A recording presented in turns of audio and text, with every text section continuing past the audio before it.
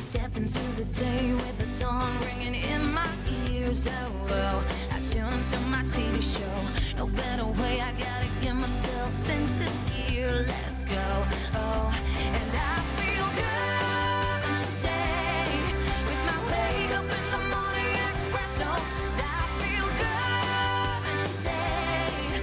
It's my feel good breakfast show.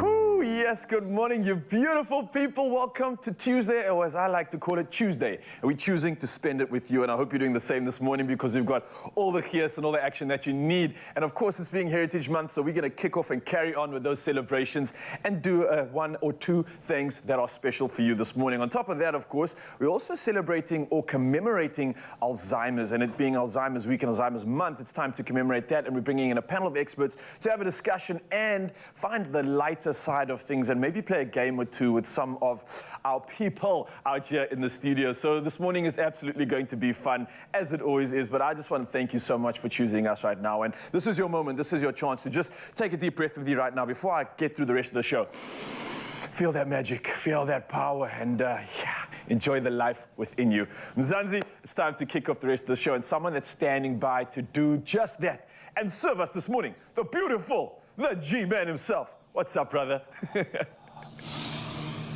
Fill your cup up, my friend. It's going to be that kind of a day, a vitally important Tuesday. I love the fact that we take a major health focus on a Tuesday morning.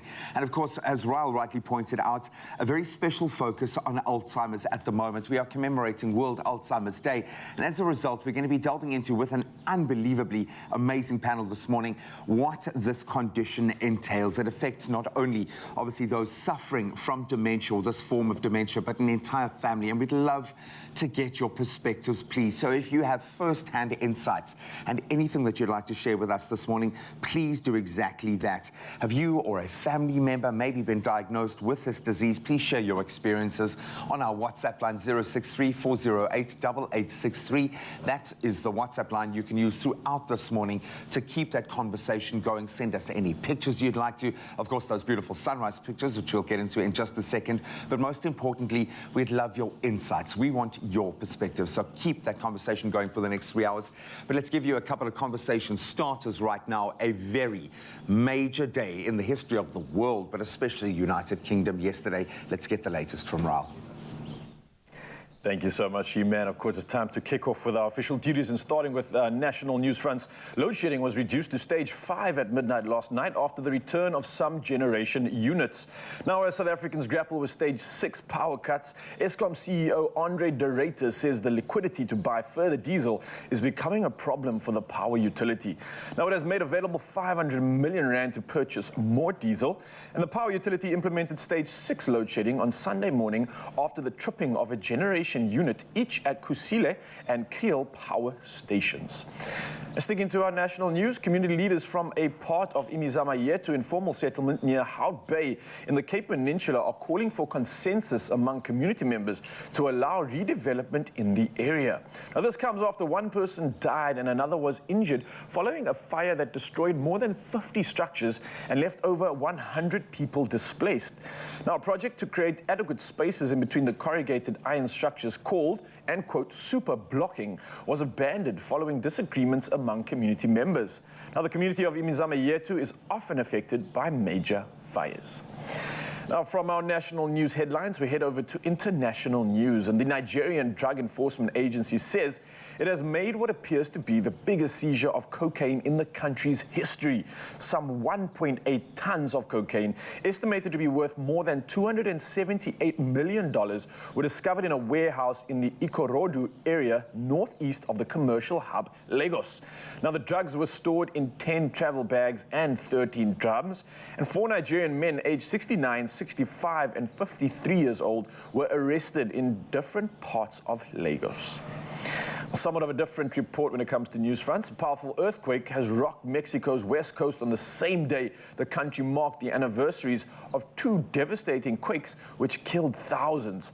Now, the 7.6 magnitude quake hit two coastal states after 1 p.m. local time yesterday, and the U.S. issued a tsunami warning for the western coastline last night.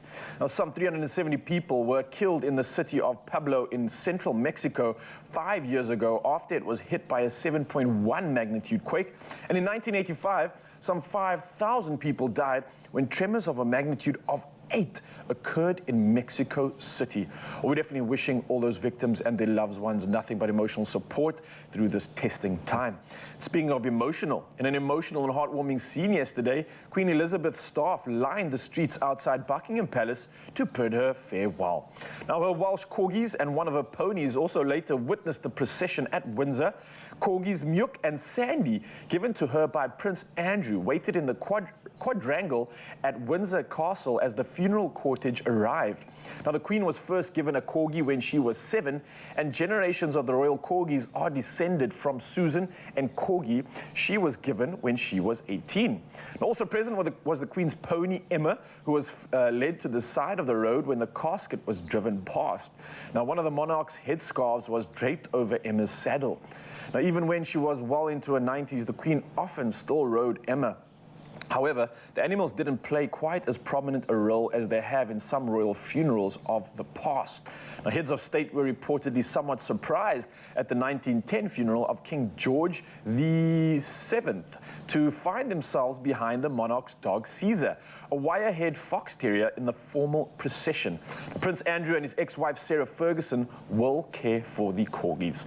Well, glad that they be comforted, and here's some more comforting news, and especially when it comes to the latest action in sport. And here's the G-Man to deliver us with it all.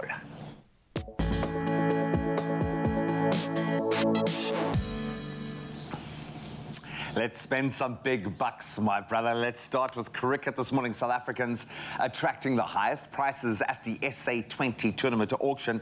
So rising star Tristan Stubbs, I think he was definitely one to watch. He was bought by the Sunrisers Eastern Cape. They paid a cool 9.2 million rand for the middle order batter to play in the event next January and February. Then the Sunrisers also paid the second highest price of 6.9 million rand for batsman Riley Rousseau. Then tall all-rounder Marco Jansen, he went to the Pretoria Capitals for 5.6 million, and the highest price paid for an overseas player was 3.6 million, and that was for New Zealand's all-rounder Jimmy Neesham, and he went the way of the Pretoria Capitals. The Proteas T20 captain Themba Bavuma shockingly went unsold. Then on to rugby, time to find out who's in and who's out for our final rugby championship encounter. Sabu Nkosi and Kurtley Arons, they've both been recalled to the Springbok squad. That's for the final rugby championship match, of course, against Argentina down in Durban this coming Saturday. Nkosi, he's now recovered from that ankle injury that's kept him out of the Springbok action for an entire year so far, so great to see him back. While Arons, he's also served his suspension for that mistimed dangerous tackle in the match between the Springboks and the All Blacks back in Nelspruit. Then meanwhile, Joseph Dweba, Warwick Galant, Elch Lowe and Salman Murat, they've all been released to their respective clubs to allow them to get some valuable game time ahead of the year-end tour. And Damian Willems, sadly, he's also been ruled out of the match. That's for concussion. Then staying with rugby news, we expected a bit of a sting in the tail. Rugby Australia, they've now written to the sport's global governing body to reiterate concerns about refereeing. That was after the Rugby Championship test against New Zealand in Melbourne that was tarnished by a contentious time-wasting decision on the death. Now, French referee Matteo Reynal, he penalised Bernard Foley for holding up the game at Docklands last Thursday as the fly-off made two kick the ball into touch for the Wallabies, 23 points with a minute left on the clock in that test, with New Zealand then awarded a 5-metre scrum right in front of the posts. Geordie Barrett scored a pretty famous try after the siren to snatch a now famous 39-37 victory for the All Blacks. And I suggest you follow up on that one. Not quite put to bed yet. And then we return back home. The PSL, they've confirmed the dates, venues and kick-off times for the 2022-23 MTN8 semi-final fixtures. So the semi-final first leg matches, they'll be played on the weekend of the 1st and the 2nd of October. And defending champions Mamelodi Sundowns, they'll square off against three-time champions Orlando Pirates. That's on Saturday, should be a cracker. Then when they clash at Orlando Stadium, at least, should add a little extra spice. Then on Sunday, the 2nd of October, Kaizer Chiefs will host AmaZulu in their first leg encounter. Both fixtures will kick off at 3:30 in the afternoon. The second leg fixtures will take place 3 weeks later. But that's where we leave our sport for now. Let's see what our weather has in store for us today.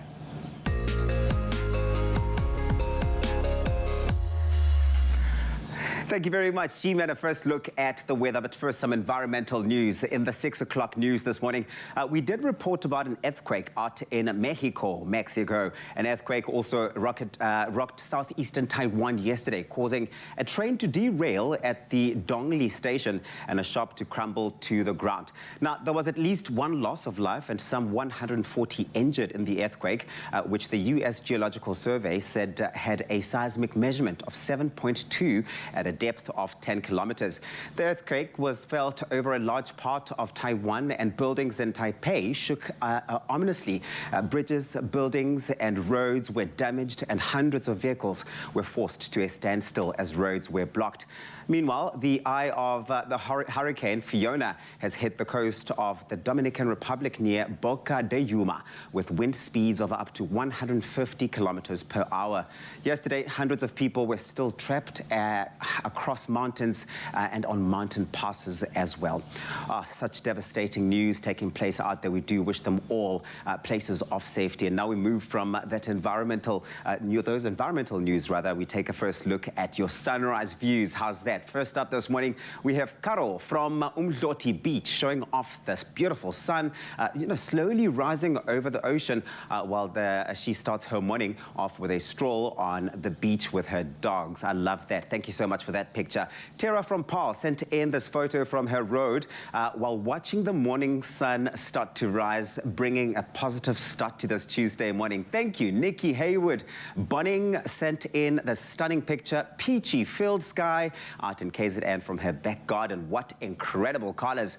Verity Barnes out in Rubik West captured this view of the sky lightening up from behind the Lucius Mountains. As you can see there, I love it, love to see it. And last up for our 6 o'clock sunrise views, we have Emil Jones from Baklu in Johannesburg, as always, sending in breathtaking photos. Thank you so much for that, Emil. Just look at this one. It's, the sun beaming through the clouds with indigo hues glazing up the skies. I mean, what better way is there to start your day? None. Okay, thank you so much for those pictures. Please do WhatsApp yours on 063-408-8863. And now let's take a first look at those temperatures. If you're out in Polokwane today, expect rain and thunderstorms. Today, 55% out there. Polokwane 13 is your low, reaching a high of 30. That's where you will peak. If you find yourself in Mbombela, 16 is your minimum and your maximum is 19 degrees. Expect plenty of rain today, with Pretoria starting off at a low of 12, reaching a medium sort of maximum of 25 degrees today. Sun and clouds are expected for Johannesburg. 10 is your low, your highs 23, with Mahikeng coming in at a cold start, 5, and a maximum of 23. Klerksdorp starts off at 6. You will peak at 23 today, with some clouds expected out in Kimberley. 3 is your minimum, your maximum is 15 degrees. Bloemfontein 5 and 18, with rainfall, heavy rainfall out in Richards Bay. 16, peaking at 17, with Pietermaritzburg coming in at a low of 10, and you will reach that maximum of 15 degrees. Expect plenty of rain, downpour today. Durban 15 is your minimum, your maximum is 17, with Mthatha at 8 and 11. East London 11, you will reach a maximum of 16. Craddock 88%, that's the rain expected out there. 6, reaching highs of 12, with Gqeberha GQ starting off at 10 and peaking at highs of 18. George, sun and clouds over there. 9 is your minimum, your maximum is 17. Cape Town, that's the mother city, you start off at 10 and you thaw out at 19 degrees today. Worcester is at 6, that's your minimum, your maximum is 22. Sutherland, sunny times out there for you, 0 and 15, a cold start there. Uppington starts off at 6 and you will see highs of 21 degrees. And that's what it's looking like across the country. It's a Tuesday Tuesday, and you're going to choose to make it a feel-good type of day, no matter what the weather's looking like. And in the meantime, well, in over an hour's time, I'll be back with more of those sunrise views.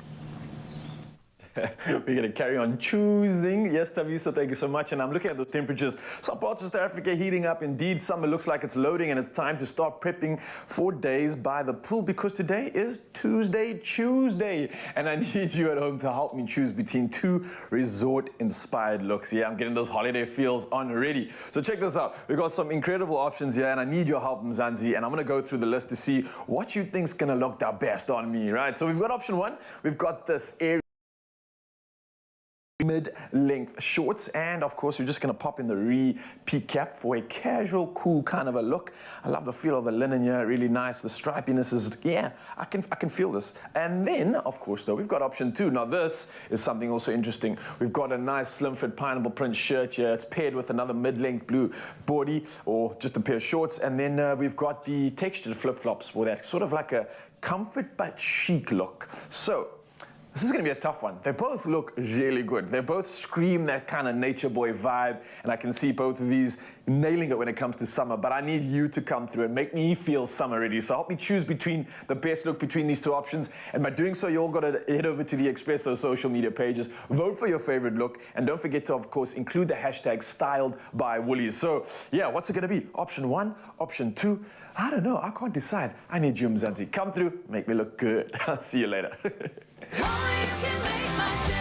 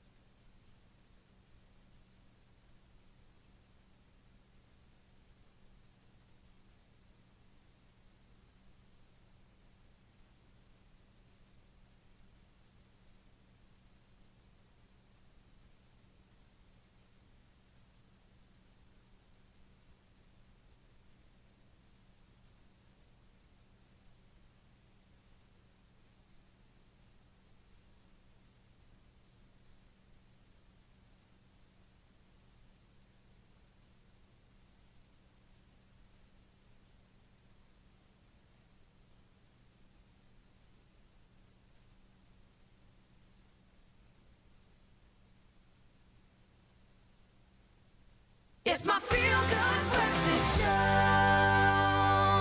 Welcome back. Thank you so much for joining the conversation as we kickstart a vitally important one. World Alzheimer's Day is marked on the 21st of September each year, and is a day on which Alzheimer's organizations around the world concentrate their efforts on raising awareness about Alzheimer's and people here in South Africa as well. With us this morning to discuss this topic is Willem Myburg and Dr. Rain Strubel. And if you have any questions or insights about Alzheimer's, please send us a voice note on 063-408-8863. You know this is a safe place and we value your opinion. Gentlemen, thank you so much for joining us this morning. It really is a difficult one to broach because, and often on this show, we'll make light of situations like this as a means of us trying to grapple and understand, because it's something that could affect so many of us. When we speak about dementia, maybe Doc, I can start with you. Where does Alzheimer's fit into that spectrum? Could you describe what is going on physically inside the brain and the body when Alzheimer's takes effect? Right. So let's start with the fact that dementia is an umbrella term. So, like the term cancer is an umbrella term, you get brain cancer, lung cancer. Same goes for dementia. Dementia is a syndrome, and it's an umbrella term, and you get different types of dementia, of which Alzheimer's seems to be, at this point, the most common one. Okay. So we talk about atrophy of the brain. In the old days, you know, people talked about verkalkte are, Words like people go Kens. But to a large extent, this disease is still a mystery and can only actually be diagnosed on autopsy. So there's a lot of misunderstanding, a lot of misconceptions. For me, what is important is that if you have seen one person, or if you know one person living with dementia, you only know one person living with dementia. So yeah, it is a disease that affects, as you said, millions of people globally. And I think we are still mystified as to exactly what is going on. How do we approach it then? What is the first sign possibly? And I would imagine there are a lot of people that are affected by this kind of scale of, that are really nervous about this. And I think because we know that it comes with age, well, that's at least my understanding of it, we kind of feel like no one is safe, that this could be possibly something that affects all of us at some point in our lives. What are the early warning signs? Are there any early warning signs? Yeah, again, I think we have to be so careful, because dementia is a diagnosis by exclusion, which means there are at least 100 things that we have to exclude. Could be, yeah. And because there's been such a hype about it, a lot of people think, oh, I forget where I put my car keys. I have Alzheimer's light, or, I forget names. We all do that. Forgetting is not necessarily a sign. Part of the human condition. I always say, a lot of people say, I walk into the kitchen, I don't know what I'm doing there. That's normal. When you walk into the kitchen and you know that you want to make yourself a cup of tea, and you don't know suddenly how to make the cup of tea, you can't put things together like the kettle and the teapot and the tea bag, But something that you've been doing for Graham, this is so important. This could be a sign of an extended chronic depression. It could be the sign of, taking your medication wrong. It could be a sign of delirium, that could be induced by many different things. So before we go onto the bandwagon, which it has become, of dementia and Alzheimer's, there are a myriad of things that requires we have to an exclude. exhaustive process. Yeah. Yes. Yeah. How do we go about that then? How do we go about assessing someone,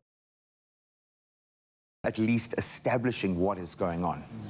I think it's building up a network of professionals that understand, what dementia is, and so that there is a diagnosis that's safe, for people, and that there's support afterwards. Because I think that's the stigma surrounding it. A lot of people avoid getting the diagnosis because they're afraid of the stigma. And I think that's why this is important, to talk about it and break that stigma down, and saying that it affects everyone differently.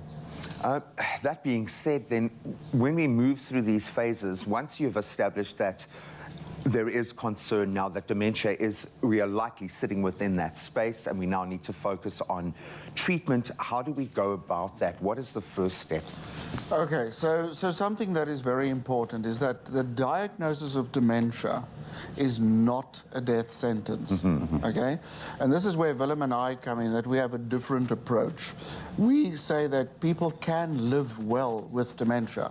Yes. What we now know about the brain is that there is neuroplasticity. The brain can continuously develop new neurological pathways. Even someone diagnosed with dementia can still learn new things, can still build brain reserves. And the more brain reserves you build, and you build brain reserves by learning new things, doing different things, whatever it is, just live, Stimulate. Yeah, I always say, get off your backside, just live. Yeah. You will develop new neurological pathways that will make the impact of dementia far less. Yes. But sadly, we live in a world, and this is why, it's so great that we're discussing this on Expresso, that it has to come out of the closet. It has to be destigmatized, that, it is not a death sentence. Yes. And I heard you earlier talking, and excuse me for correcting you, but a lot of people talk about people suffering from dementia. People do not suffer from dementia. People suffer from the way that other people treat them. Yeah. They suffer from the way that they are excluded, for the way that they lose their personhood. They suffer from the fact that they're not seen as human anymore. No one takes them seriously. Whereas, you know, as I said, to diagnose dementia, you know, is such an intricate process and can only be done on autopsy, really. It means that the rest of the brain is intact. Yes. It can still develop. It means that you can live proactively. And Dora, you're not the first to correct me. Yeah? It's a little thing we call privilege. No, it often comes into the fold when, and I've said that before, where I've called because I didn't want to call someone disabled. You're differently abled, you suffer from. And I've been corrected on many occasions for saying that, but they're not suffering from it. That is their condition that they have to live with. And I think just like we might know very little about this condition in terms of those final stages, we also know very little about how amazing this brain is and the ability. I love the term elasticity. I don't know how elastic my brain is, but we're going to find out this morning. In fact, there are ways that you can be proactive and strengthen your brain and do something about it. Be proactive right now. They are young, okay, so their memory hopefully is still intact, but let's put the gents' memories to the test right now. Yes, I absolutely love that conversation. One thing that really stood out for me is to live and recreate those neural pathways. And as we bring awareness on World Alzheimer's Day, we play a bit of a familiar game called a memory. Now, I'm sure a lot of you might remember this, but if not, the objective of the game is to collect the most matching pairs. So how it works, and before I explain that, actually, let me just ask the G-Man to get involved here. G, you want to come to the side over here? It's time to play a game. I like how G excluded himself from it. Oh, there you are. Are they memory? I gave it a good shot there. I was just waiting for one of you to just alley-oop, you know? Listen, gents, so if you don't understand the game, let me explain the rules to you. It's very simple. You're basically going to flip over 2 cards, and essentially, if the 2 cards match, you keep those cards and you carry on playing. If they don't match, then you put them back down, and then hopefully your opposing member can remember and then try and match up the cards, right? So I think we're going to go for, let's keep it easy. Let's go for the 16 card game over here. Okay, let's see. And It's Tabiso, not too early to be doing games like this, to be playing games like this. But let's see how I do. It's never too early to work the Is blind. it too early in your life or too early in the day? Too early in the day and in life. I played this with my 5-year-old. And we want to talk about elasticity of the grey matter. I'm So well G, aware. you know exactly what's going on. So you want to show Tabiso exactly how the game works. Okay. Basically, choose 2 cards, just point on the screen nice and slowly, and then they will reveal themselves. And this one got is a match. Horning to me, so we'll try that one. Okay. My son would be like, yeah, it's Laurie. Green Laurie. And the world. Heal the right. Oh, that was quick. You remember that, eh? Yeah. All right. Tabiso. Okay, cool. Your turn And I'm next. going here. Pew. All right, what is it? Oh, Okay, Ruby. let's go. And pew. Let's see. Oh, G. Okay. Sure. So there's 4 things you should technically be remembering here already, right? Okay, yeah. Okay, all right. G-Man, what's up next? Oh, come on. Hey, Hey, it's testing us already. Isn't that the lorry? Oh, it is. You already chose that. Okay, cool. Let's go. I'm going to go Oh, you was here. Oh, Yeah, and- Come on, you can do it. Gotta be! Yeah. Pew, pew, pew, pew, Okay, Tabiso, okay, you all right. claim your first batch of cards, round 1. Can you remember where any of the others were? Not quite. So wait, I think... Okay, never mind. But you're going to lead me there. Yeah. You will lead me there. It's my turn. Excuse me, I just wander around. My bad. There we go. Oh, Bam. Ah, Seychelles, where we at? Okay, and Oh, books. some books. All right. Okay, G-Man, you should be getting a good map of what's going on here now. Oh, Ruby Cube. Oh, you just You can gave do it it. away. Come Say on, Tabiso, this one's easy. Come on, buddy. This one's easy. Say less. Well done. Oh, nice, brother. And let's go quicker. You weren't All right. wrong, actually. Love You it. weren't wrong. There we I are. remember this one, There yes. we are. Yep. Hello? Oh, You're buying our okay, groceries okay. today. There we go. Okay. You're on a roll now. And Keep we going, go keep here. going, keep going, keep going. What have we got there? Bamboo. Okay. Bamboo. Yeah, we saw that, okay?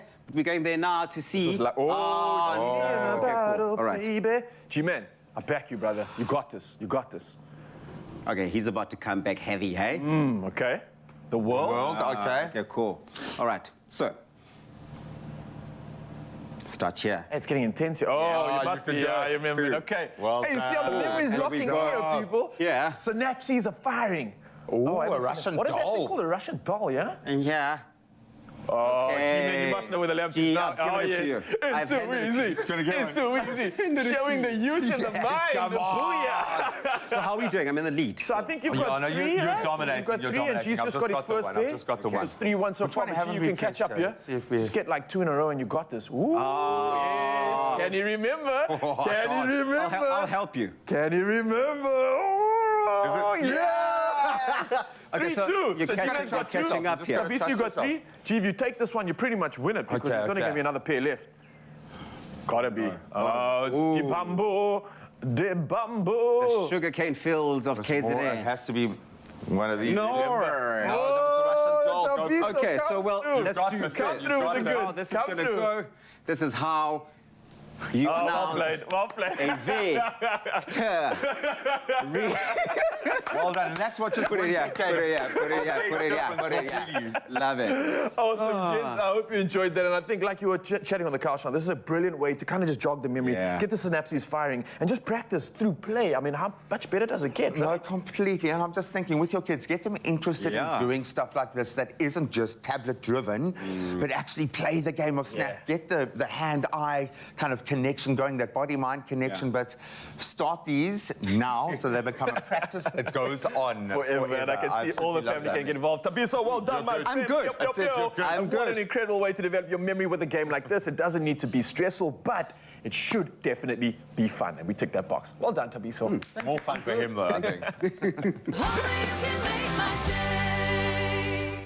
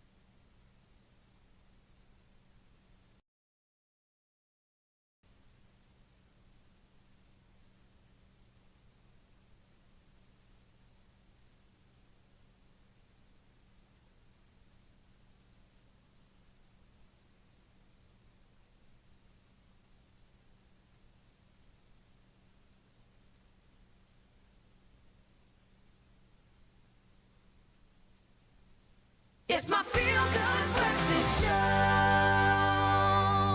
Welcome back. Willem Myburg, mentor at the Eden Alternative, and Dr. Rain Strubel are giving us this morning an insight into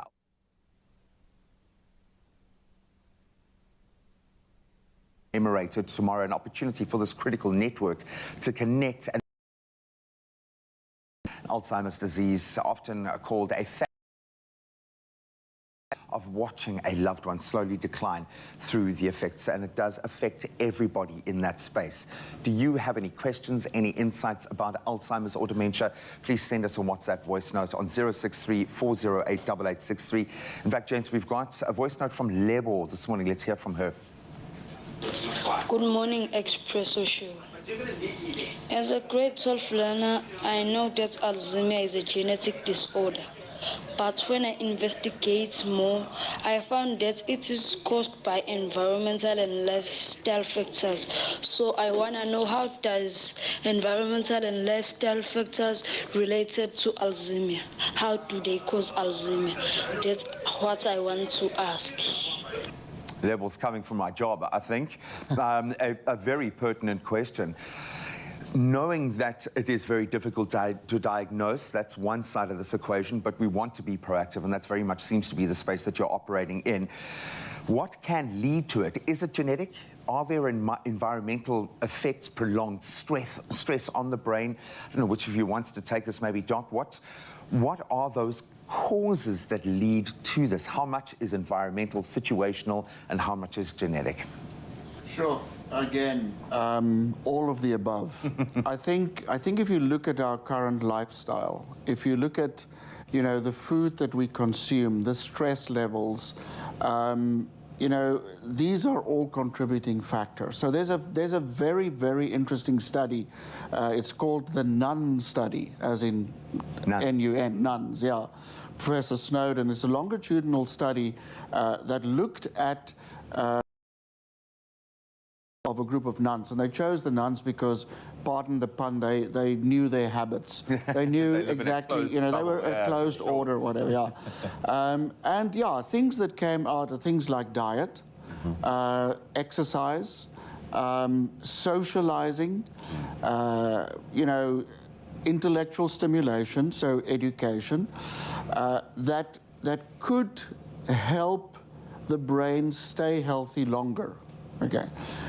However, we know that there are people who do all of the above and they still get dementia. So, you know, there is no clear-cut answer. Of course, we want to reduce our risk, but there is a genetic disposition, and a lot of people are now going for DNA testing.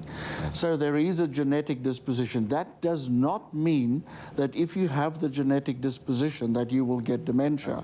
It does, again, mean that, you know, we have to be more proactive in terms of physical and brain health, and that goes for all of us. Yeah. Of course, excessive smoking, and I say excessive alcohol use, these things contribute to, you know, breakdown in brain health. But I know of people who have lived perfectly healthy lives, doing everything that they can, highly educated people who get dementia. So, yeah. No one knows. And that's what keeps you in business. That's what keeps pushing that front line and forward. Of course, the fact that people are growing older and older. Yeah. You know, when I started in this field 26 years ago, we were talking about the life expectancy having increased by 10 years. Now, 26 years later, the life expectancy has increased by 30 years. So, you know, we're looking at people growing to 120. And I have a feeling with our ability to process data that we've developed, certainly within the medical space over the last 3 years, to achieve what we have in this fight against COVID, that's only going to speed up, which is great. Yes. This doesn't just affect the person that is going through the condition, the family is massively affected. Why is this such a heavy hitter? Why are families and loved ones so badly affected in this space? And what can they expect when dealing with someone who has dementia or Alzheimer's in their family, in their close circle?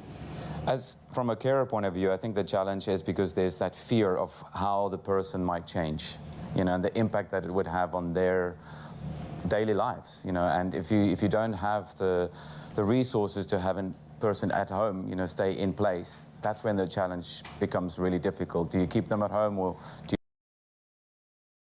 you... And it will always change. There's no rules on how to look after someone. It depends on that specific situation and the family, you know, how they deal with it. Every single person is different. Every family situation is different.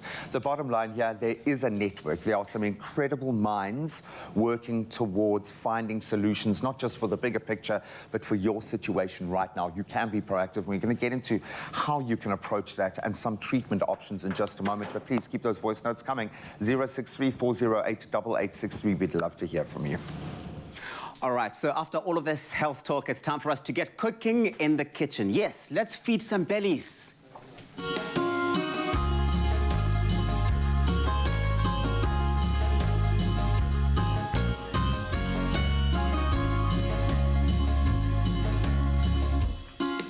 Made with love by Clover.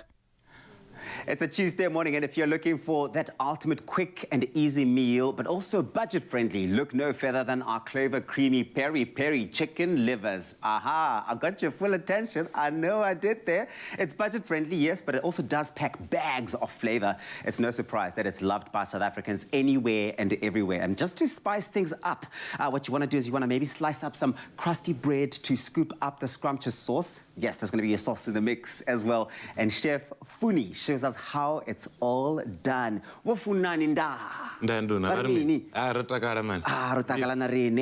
Chicken livers. I was just saying to you now that, I mean, this takes me back to my childhood. This is one of my ultimate favorites. In Hammanskraal, and I think South Africans anywhere and everywhere, like I just said, absolutely do love chicken livers because they really are a hit, but they're easy too, right?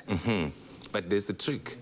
Well, okay, now this is where you come in. What are the tricks? Okay, remember, man, chicken livers, mostly when you get them, they need to be cleaned. Okay. There's some black thing, but we're already taking that out. Okay. In Venda, we call it chabutungu. Chabutungu. When that thing pops in and the chicken liver's just going to become some spoiled, and not going to taste great. Not going to taste good. So the preparation starts right at the beginning with the cleaning process. Now it's all cleaned. Maybe let's say you've bought yours already pre-cleaned. What do you do next? I see the ingredients are pretty straightforward and simple. Okay. You know what we're going to do? We're going to have it with a twist. Okay. I want you to do something special. I want you now to make a peri-peri sauce. Oh, I love peri-peri. Perfect. Now you're going to just hear the grilled peppers, put in there, chilies there, and I'm going to be just switching on my stove. Chilies going in. What are these? This is garlic, yeah? This is Perfect, garlic. This is brown sugar going in. Do you need to use brown sugar for this? It's just the tanginess. Oh, just the tanginess, you want that. This is salt, I imagine. Salt, just to give it that nice balance. And then you've got some oil going in. Ooh. I can already tell this is going to be a hit. Vinegar. It's going to be a hit of a sauce. And some vinegar in there. Ooh, vinegar. Okay. That thing. You wanted to have that sweet kick. And tanginess, sweet, just to kill the chilies. Yeah. Add a little bit gent. Kind of must feel like Dr. Malinga's in your sauce bowl. Okay, cool. So while that's going, you've got your oil, so that you heated up your oil. Perfect. And you've got your onions there. I know there's something and a trick as well that you want to share about the heating process of your pan. Heat levels. What should we be paying attention to there? Okay, when you're cooking, most of the people, you know, onion, Yes. most recipes say saute the onion. Yeah. Okay. And now, when you're sauteing the onion, the onion releases some sweetness on it. Oh, okay. So you're letting that slow release process go. On a low heat, and then just keep stirring it, and then they're going to release the sweetness on it. The thing also about making chicken livers, the chicken livers are quite delicate as well. So the heat and the temperature becomes very, very important. Less talking, more saucing. Looking good. Stunts. Okay, cool. Yeah, it does look good already. Now you're going to transfer into the pot. And what you're going to do, you're just going to cook it. There you go. You're not going to close it. You know why we're doing that? Why? We're just going to reduce it. We know when we cook and then everything that is like now boiling and then the steam gets out. It's going to reduce by half and it's going to become a little bit thicker. The one thing I really do enjoy, Chef Funi, about how South Africans have been able to interpret the chicken livers and make them fresh and interesting all of the time is finding new ways. And you've got Clover Authenticos for the creaminess, which is the name of the game when it comes to this recipe. It's going to make it so creamy. Yeah. Oh, you're going to love it. Yeah. There's nothing better than creamy chicken livers. And Clover Authenticos yogurt is the only authentic Greek-style yogurt in South Africa that can be enjoyed on its own. And it's so versatile to use, almost really as versatile as chicken livers themselves, especially with that spicy recipe that you've been thinking about, especially a recipe like what we're making this morning. It really does come in very handy, the Clover Authenticos. I really do love this. I simply can't go without this in the fridge lately because I find that, and the opportunity, it's versatile, that's it. Opportunities to use. I mean, they are endless. And if you want to get your hands on this recipe, go on to expressoshow.com. We've got that there with a list of all of the tips and the tricks that Funi has brought with him this morning. But that's what the final product looks like. Oh, tastes like home, I'm sure, as well. Man, thank you so much, Funi. More. And if you missed any of the steps to this recipe, please check out this recap. I'm gonna go there. Yeah.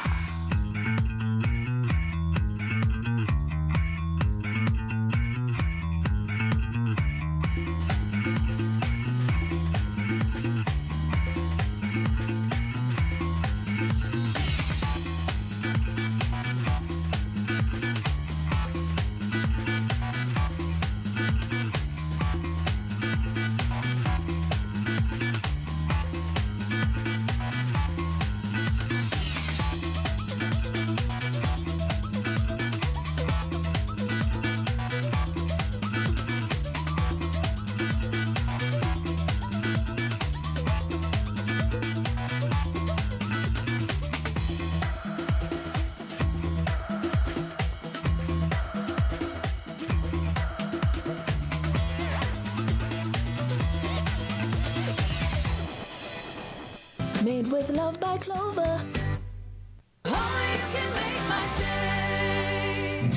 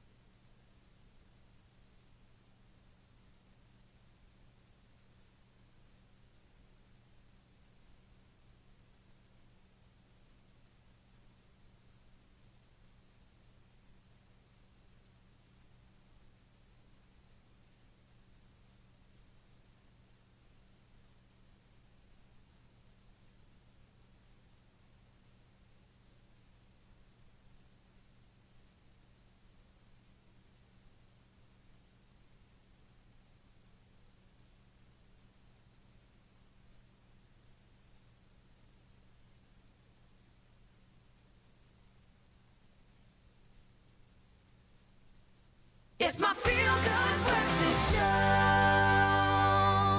Welcome back to our Tuesday medical discussion here on your Feel Good Breakfast Show. And once again, thank you so much for joining the conversation.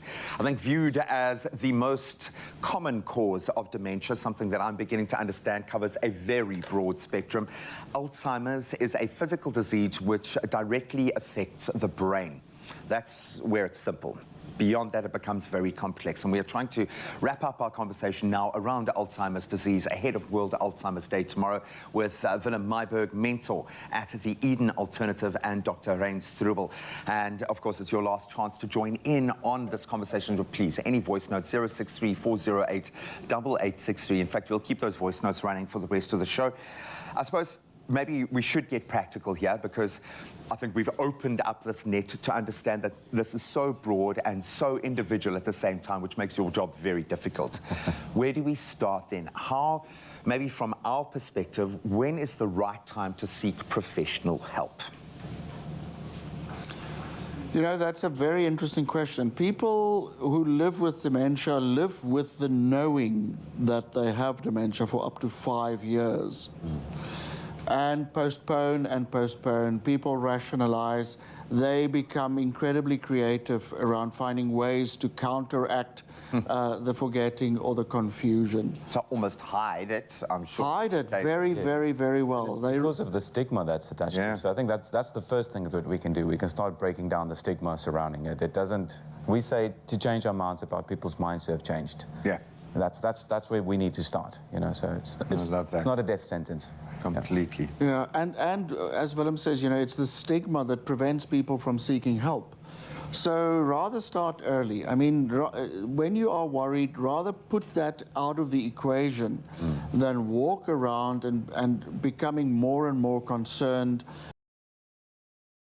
You know, you wake up in the middle of the night and you are convinced that there's something wrong. Yeah. So reach out. You know, that's my plea to people is just reach out. You know, talk. Go to your GP. Go and find an expert to speak to. A GP is not the right person to diagnose, but it's a good point to start, to say, let's exclude, you know, the things that might present. We don't talk about the symptoms of dementia. In my opinion, there's no such thing. Exactly. But just early on, start having the conversation, reach out and speak to people and say, listen, I'm worried, who do I go to, where do I go, what do I need to do? The earlier, the better. I think to put your mind at ease is the most important thing. Because otherwise that isolation starts from that point. Exactly. So you're isolated for, as you said, up to 5 years before you even connect and start getting answers. You seem to be working in a very proactive space on that front line.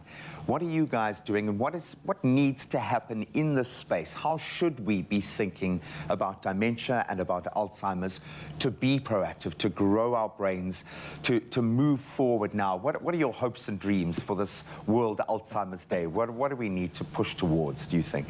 Education, education, education. So, so we represent two different organizations. Willem, Eden Alternative, that does a lot of education for frontline caregivers, and for institutions to de-institutionalize, because institutionalization is the worst thing that can happen to a person. So we have the Eden Alternative. Geratech, on the other hand, looks at also education, but from a more physical point of view. So the philosophical, the physical, education, education, education. Let's talk about it. You know, it is not something to be ashamed of. It is something that needs to come out of the closet, and people need to be educated, as complex as it is. Let's just, and this is why, you know, guys, this is fantastic that Expresso is talking about it. Absolutely. It's not something that should just be on medical channels. For sure. You know, let's talk about it, because we all are connected to someone who somewhere has a problem with memory or cognitive impairment. Let's get it right. Let's get it out in the open. Education. It is out in the open right now, so let's keep this conversation going. To the both of you who have chosen to devote your life to working in this space, on behalf of the families and the individuals that you help, thank you so, so much. I have a feeling this is going to be a very impressive frontier to watch over the next decade. I think the medical fraternity, this tribe that has been brought together by the utter devastation, yes, of COVID, there is a knock-on effect here. We are more connected than we've ever been before. The strategic network is primed to take on challenges like this, but it requires you and I to join the conversation. So spread the word, start spreading that education, and of course empower yourself by staying as healthy and as active as you can. Use every tool that you've got in your bag. In fact, let's do that right now. Yes, absolutely. Love that conversation. We're going to do that right now. Now, did you know that physical exercise can contribute to improving your memory as well as general cognitive function? Now, if you want to get the most calorie bang for your buck, you might want to take up running. Now, running burns up most calories per hour, but if running isn't your thing, then there are other calorie burning exercises, something like HIIT workouts, jump ropes, swimming, etc., etc. Now, I brought something special for everybody, especially for the ladies. We're going to take you through something and some exercises that are the best options for you to do at home, and we brought in the specialist. Hold your horses down, relax. It's Jason Jeffcoat in the building. How you doing, brother? Good to see you, man. You're looking absolutely buff and swole. I think the camera and Mzansi is going to go crazy for you. But dude, I'm so excited to do a workout with you. I've seen you online. You're doing incredible things. What do you got planned for us today? So today we're going to do a little bit of a calorie burner. So getting ready for summer. your typical interval training. So the infamous interval training. So we're going to do 30 seconds on, 10 seconds off. Okay. So we'll do 4 to 5 exercises. It's really easy to do. It's basic exercises that this want to keep your heart rate nice and high, burn calories, and essentially get ready for summer. Beautiful, and I love the fact that it doesn't look like we need any equipment whatsoever, right? Not at all. All body weight exercise. Okay, let's get into this because I want to look like this, and I'm sure a lot of people are as well after seeing you. So what are we doing? How are we doing this? Okay, so I'm going to keep a little timer going, yeah? All right. What we're going to do for the purpose of the show today, we're going to do 30 seconds on, 10 seconds off. Okay. At home, if you want to pick up the intensity, you can go 45 seconds on, 15 seconds off. All right, so we'll do like one round of this. Maybe the guys at home can carry on and do a few more rounds once they're done with this. But and you can choose any exercises. That's the best part. So you can literally do anything you want. Let's get into it. What's Today the we're first going one? to start with jump squats. Okay. So at home, if you want to do it nice and simple, this is a nice body weight squat. Get nice and deep. Open your toes, heels in nicely, and get nice and deep. So you're going to get the hips nice and open. All right. We're going to go for jump squats here. So we're going to get our heart rates nice and high. Okay. So pace yourselves. Small jump off the toes. There we go. All right, and already feeling a bit of the calf action coming in. This is bringing in that cardio element, I'd imagine. And let's say, for instance, someone isn't really a gym goer. They're starting out on the scene, and they really want to just build their way into it. Is this something they can do instead of these jump squats? So nice and simple. This nice body weight squats, you don't have to get too deep if you're starting out. So if your mobility isn't that good yet, nice body weight squat. Right, nice I'm really feeling the burn in the quads and the glutes there. Nice. So, feeling the bang for the buck already. So that'll be 30 seconds or 45 seconds on. Then we have a little second break, and then into the next exercise, right? Straight into the next one. Okay, what's the next one? Next, we're going to do up-down commando. So we're going to start in a plank position on your elbows. You're going to come up on the one arm, back down on the same arm. All right. So let's go for about 5 of these per side. So coming up on the right, and then coming up on the left. Let's go for 2 more on the right. There we go. And then what exactly are we actually targeting when we're doing this exercise? So this is full body. So you're activating your core. Yeah. You're also activating all your upper body muscles, and you're also getting your legs for stability. Oh, yeah. So you're literally hitting all of it. Feel a little bit of my shoulders just kind of like stabilize me in the movement. Every time I feel like I'm gonna like rock and fall over. It's like the shoulders are trying to like stop me. Is that right? Yeah. So you actually want to keep your core nice and stable through your whole body. So you keep your shoulders nice and tight. You're going to keep your core nice and stable. Oh, yeah. I feel that. Trying to stop the sway and stop the shake is almost forcing a core to almost work extra time. I'm feeling the burn, man. I feel this. Love it. And if you keep your legs nice and wide at the back, it makes it a little bit easier to stabilize. Oh, there we go. All right. You want the challenge, obviously, then? That makes sense. Put your legs closer together. You want to start off wider. All right. Cool. Next one. I'm feeling this now. I'm getting pumped. Next one, we're going into abs exercise. So, nice and simple. Sitting in a V position. You want to get your feet up nice and high. Straight legs. We're going to go for 30 seconds here as well. Whew. All right. Pace yourself. Jason, is it normal for the whole body to be shaking during this movement? 100%. We're activating all the muscles here. Just keep going. Keep your breathing nice and stable. Nice, long, deep breaths. I feel like just everybody that always is crunched for time, this is going to be bang on when it comes to getting that good quality out of your workout. Still getting something effective. Let's go for another 5 seconds, yeah. Hopefully getting us to look a little bit like you, man. Woo. Okay, last one. All right. That's it. Man, feeling it already. Only 3 exercises in. I feel like we have crushed it. Earn ourselves a drink, dude. I've got to reward you for this. I want to say thank you because this is something so effective. Like we said, exercise is always promoting health. And having on the show, just being an inspiration, is always a pleasure. So, dude, cheers. Crush that one. Cheers to you, man. Good to be here, man. And cheers to you, Mzansi. Hope you enjoyed that workout. Find this man online if you want to get even more inspired. He's doing incredible things. You can reach him on Insta. His handle's right there for you. And yeah, enjoy the rest of the morning, brother. Cheers, buddy. Nice job.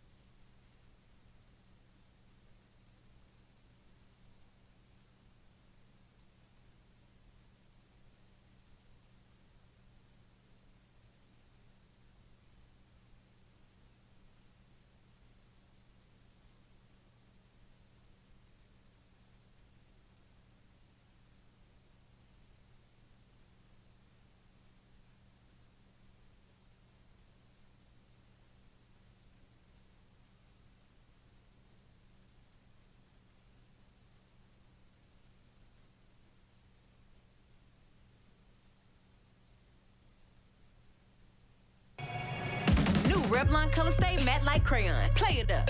Bold matte color goes on as easy as a crayon. Feels barely there. Super soft, 12 rocket poppin' shades. New Revlon color stay matte like crayon. Wanna play? It's my feel-good breakfast show.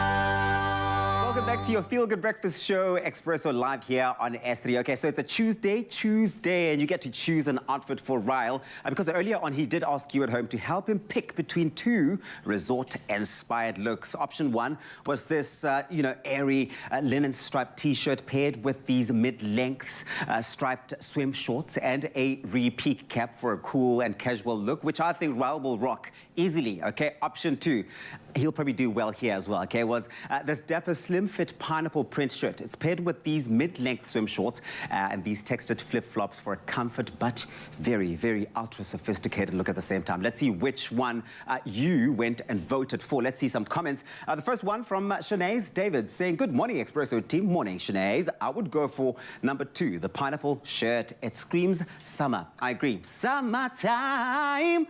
Arline Steven says, good morning, team. Option two, nature boy. But that's it, right? Both outfits do a good job expressing Ryle's personality and bringing that across. Let's see. The winner of an outfit this morning, it's a total winner, is the pineapple shirt. Come on, nature boy. What a do. Element. I mean, come on. I know when you spin like that you are feeling yourself. Literally, I just felt like we went, and Cape Town's a little bit cold in the morning, and I literally feel like someone just came out of nowhere, and I'm feeling it. I've got to say, well done, Mzansi. I'm feeling so good about this one, and one thing I can tell you is this shirt feels, just feel this. Are you going to be looking like this all morning? Yeah, I mean, you are bringing all of the heat. Why not? Cape Town's a bit cold in the morning, but I'm bringing all of the heat right now. Well, listen, this look is going to be a showstopper this season and certainly can be shopped online, in-store, and on the Woolies app because Woolies is showing up and showing out, and are you with those legs. Like summer. While you go and shop your own looks, let's see what's happening in the world. Here's Graham on standby with the news. Jay Lake, nice. From those famous knees, let's get into our news headlines this morning. Sadly, we start on a tragic note. The case against the man who allegedly caused the horrific Upongolo crash on the N2 on Friday, in which 21 people, including 19 children, died, has now been postponed to next Monday. Sibusiso Siyaya is facing 20 charges of culpable homicide. His alleged negligent driving is believed to have been the cause of the horrific accident. Siyaya was arrested on Saturday after he had allegedly fled the scene. The state says it will bring evidence that the accused did not hand himself over to the police, but was identified through a police investigation. And staying here in South Africa, load shedding was reduced to stage 5 at midnight last night after the return of some generation units. So South Africans grapple with stage 6 power cuts. Eskom's CEO, Andre de Ruyter, says the liquidity to buy further diesel is becoming a problem for the power utility. It's been made available 500 million rand to purchase more diesel as it stands. The power utility implemented stage 6 load shedding on Sunday morning. That was after the tripping of the generation unit, each at Kusile and the Creel power stations. Now casting a wider net, all eyes were on the UK yesterday as Queen Elizabeth was laid to rest following a private burial ceremony at St George's Chapel in Windsor in Berkshire County on the outskirts of London. She was buried alongside her late husband, the Duke of Edinburgh, and her father, mother and sister. This followed a day of spectacular ceremony with a state funeral yesterday morning attended by world leaders and dignitaries at Westminster Abbey. Now, huge crowds also lined the route as her casket was conveyed on a gun carriage through London and then by hearse to her final resting place at Windsor. Then a little closer to home on the continent, the Nigerian Drug Enforcement Agency says it has made what appears to be the biggest seizure of cocaine in the country's history. Now, some 1.8 tons of cocaine, estimated to be worth more than $278 million on the street, were discovered in a warehouse in the Korudu area, that's northeast of the commercial hub Lagos. The drugs were stored in 10 travel bags and 13 drums. Now, 4 Nigerian men aged 69, 65 and 2 of 53-year-olds were both arrested in different parts of Lagos as a result.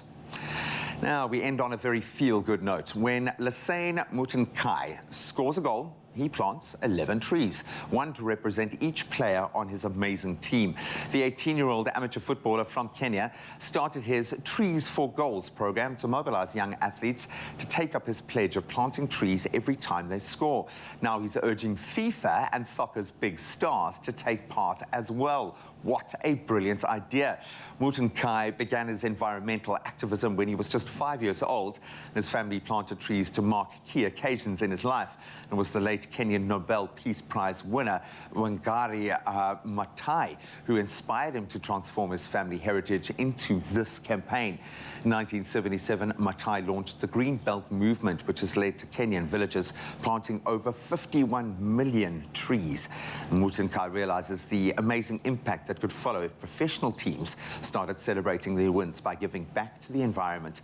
And FIFA has commended on his project. And they said this, and we quote, "Soccer is a universal game and climate change is a universal problem." Here.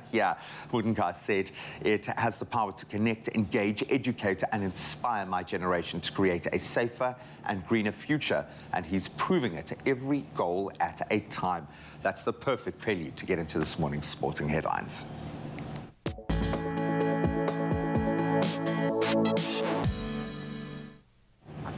Let's start with the big bucks this morning as we kick off with cricket. And South Africans were attracting the highest prices at the SA20 tournament auction. So rising star Tristan Stubbs, he's earned his money's worth. He was bought by Sunrisers Eastern Cape, who paid a cool 9.2 million rand for the middle order batter. That's to play in the event next January and February. Then Sunrisers, they also paid the second highest price, that of 6.9 million rand, for batsman Riley Rousseau, now definitely back in the top tier. Then all-rounder Marco Janssen's tall figure went to Pretoria Capitals for 5.6 million rand. Then the highest price paid for an overseas-based player was 3.6 million rand. And that was for New Zealand's exciting all-rounder Jimmy Neesham, who went to the Pretoria Capitals. Surprisingly, Proteas T20 captain Themba Bavuma was shockingly unsold in the auction. So certainly watch that space. Then, speaking of who's in and who's out, one last challenge in the Rugby Championship, and Sabu and Corsi and Kurtley Arendse have been recalled to the Springbok squad for that final Rugby Championship match against Argentina down in Durban this coming Saturday. So Nkosi has thankfully recovered from that ankle injury that kept him out of the Springbok fold for an entire year so far. While Arendse, he's now served his suspension for that dangerous tackle in the match between the Boks and the All Blacks back in Nelspruit. Meanwhile, Joseph Dweba, Warwick Galant, Elrich Lowe and Salman Murat, they've all been released to their respective clubs to allow them to get some much-needed game time ahead of the year-end tour. And then sadly, Damian Willemse, he's been ruled out of the match with concussion. Then more rugby news. I think we saw this one coming. Rugby Australia has now written to the sport's global governing body to reiterate concerns about refereeing. That was after the Rugby Championship test against New Zealand in Melbourne. That was tarnished by a very contentious, time-wasting decision at the death. So French referee Mathieu Reynal, he penalised Bernard Foley for holding up the game at Docklands last Thursday as the fly-off made that final kick of the ball into touch for the Wallabies, and they were sitting on 23 with a minute left on the clock. With New Zealand then awarded a 5-metre scrum in front of the posts, Geordie Barrett scored a try after the siren to snatch that famous 39-37 victory for the All Blacks. In fact, their 20th Bledisloe Cup win on the trot. Then we bring it back home for some exciting Cup football news. The PSL has now confirmed the dates, venues and kick-off times for the 2022-23 MTN 8 semi-final fixtures. Some big guns involved. So the semi-final first leg matches, they'll be played on the weekend of the 1st and the 2nd of October. Defending champions Mamelodi Sundowns, they'll square off against 3-time champions Orlando Pirates on Saturday the 1st of October. They'll be clashing at the Orlando Stadium. Then the following day on the 2nd of October, Kaizer Chiefs will battle it out against Amazulu in their first leg encounter. Both fixtures will kick off at 3:30 in the afternoon, and our second leg fixtures will take place 3 weeks later. Well, that's where we leave our sport for now. Let's see how the roads are looking as you head out to work, and then see what's in store on the weather front.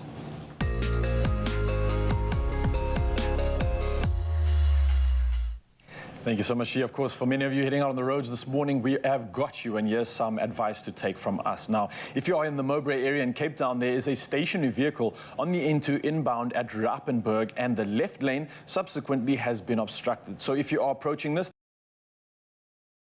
section. Now, for those drivers out in Bedfordview, Johannesburg, there is a multi-vehicle accident on the N3 northbound at Giluli's interchange. Now, the emergency lane is closed and there is slow-moving traffic ahead. So again, do plan accordingly and maybe prep some more time if you are heading through this section. For those drivers out in KZN in the Richards Bay area, there is an accident at the Alton intersection in Richards Bay and you can expect delays. So please again do use an alternative route this morning and plan accordingly. And for everybody heading on the roads, please do buckle up, stay safe and enjoy the ride. For now though, let's head from the road to the sky and see what's happening with the latest when it comes to weather.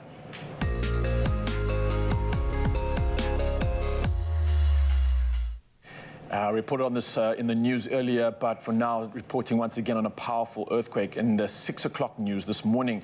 Now, it was an earthquake which took place in Mexico and also rocked southeastern Taiwan yesterday, causing a train to derail at the Dongli station and a shop to crumble to the ground.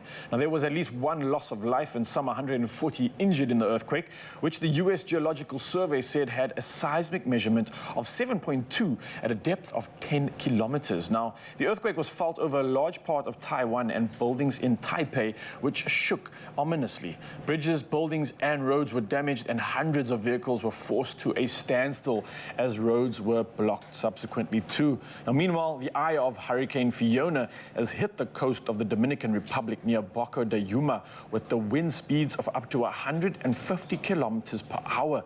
Now, yesterday, hundreds of people were still trapped on the mountain passes. And we wish them nothing but speedy recoveries and everything when it comes to rescue efforts in this area. But from hurricanes and earthquakes, we take a look at those sunrise views and hopefully can lighten the mood of many. And first up for our 7 a.m. sunrise views, we have this one, Lesedi Mudau, showing off a misty view this morning with subtle coral hues out in Mpumalanga. And what a beautiful artistic shot. Absolutely love it. Next up, we got Mercia Stegman, who shared this moody one of the grey clouds. And there's a peak of the sun slowly coming through over the city, all the way out in Kariga. I love this shot and I love the unique angle that you placed on this one too. Now, Jean de Beer comes through next and captured this early morning shot in Mbombela of the violet shades lightening up the skies from this backyard. And I think he's enjoying a hot cappuccino while he does this one. I think, getting ready for the day, getting ready to get inspired. And I hope you're watching the show to do the exact same thing. And last, we have Emil Jones, a regular now, who sends in an hourly update. And this one is from a beautiful sky out in Beklu, Johannesburg. Now, this one is showing off the feathery clouds with gorgeous lavender hues. I mean, it looks like an absolute painting, pastels just blending together to create magic. Such is nature. But Mzansi, thank you so much again. Absolutely love these images. Y'all definitely stepping it up. And of course, please make sure you send your sunrise images to our number. That's 063-408-8863, because we'd love to see how you start your day wherever you are in the country. And speaking of the country, let's take a look at those temperatures once again. Looking at Polokwane first, today starting at 13 up to a high of 24. Thunder showers can be expected. Rain coming through for Mbombela as well. 16 is up to a high of 19 degrees. Pretoria, you see a low of 12 and a moderate temperature rise up to 25 degrees. And moving over to Joburg, 10 is a low, all the way up to a high of 23 degrees Celsius. Moving over to Mahikeng now, a chillier start of 5 degrees, all the way up to a high of 23. Klerksdorp sees similar conditions, 6 being a low up to a high of 23 degrees. Kimberley starting the day on a chillier note of 3 degrees and only moving up to 15, so very cold in your side of the world, and much the same for Bloemfontein. 5 being your low, all the way up to 18 degrees Celsius. Let's move around the coast now. Richards Bay has some rain coming through, 16 all the way up to only 17 being your high. Pietermaritzburg, the cold front continues, 10 being your low up to 15 with some rain expected. And much the same for Durban. Obviously, we have issued that warning, so please be aware of this. 15 being your low, only up to a high of 17 degrees. And Mthatha, chilly conditions indeed, lots of rain coming through, 8 being your low, only moving up to a high of 11 degrees. Around the coast now and over to East London, and it seems like the cold continues. Cradock sees East London sees the rain continue, 11 all the way up to 16. Cradock, like I mentioned earlier, does have similar conditions with the rain, 6 being your low up to a high of only 12 degrees. Berga GQ sees a low of 10 and a high of 18 degrees. And George, not too much rain, although we do always hope that it goes to those catchment areas, 9 being your low up to a high of 17 degrees Celsius. Over to the mother city now in very similar conditions, not too hot, 10 being your low up to only a high of 19 degrees. Worcester sees the day starting at a chilly 6 all the way up to 22. Sutherland, I think the chilliest start of the day here, starting at 0 degrees, so potential frost up in your side of the world, all the way up to only a high of 15 degrees. And Uppington starting the day at 6 up to nice moderate 21 degrees Celsius. Again, Mzansi, thank you so much for sending those beautiful pictures in. And of course, we are talking about illness and health right now, so let's check in with the team at Old Mutual and see what they can do when it comes to insurance. When I was diagnosed with cancer and a stroke, I couldn't work. I wasn't expecting it to happen to me, but my illness insurance paid out a lump sum and I was able to provide for my family. Welcome back as we delve into a very important conversation, and I'm kind of speaking to myself here. Severe illnesses like cancer or heart attacks often strike unexpectedly and can dramatically change your life in an instant. And while it's impossible to foresee these devastating events, it is possible to plan for them. And joining me this morning to unpack the value of having illness insurance is one of our favorites, Kinsani Baloy, the product expert from Old Mutual. Thank you so much for joining us. I always take a deep breath before I start talking to you, and it's not you, it's just the subject is pretty intense, but it's why we have to think about it and deal with it. It's one thing talking about life insurance when you pass, and there we've got this notion of giving to your family when you are no longer able to give to them. But we don't often think about the level of the knock-on effect of being severely ill, like a cancer, like a severe operation.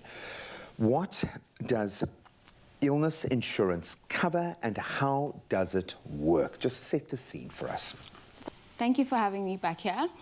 So to put it quite simply, illness insurance is a product that's been designed to protect you and your family against the financial fallout of a severe illness. And so if you're diagnosed with a severe illness like cancer, heart attack, a stroke, and many others that we cover, then we'll pay out a cover amount that starts at 100,000 Rand and can go up to 6 million Rand to help you with your recovery journey and any other day-to-day expenses that you and your family may need to cover while you're taking time to get back to good health.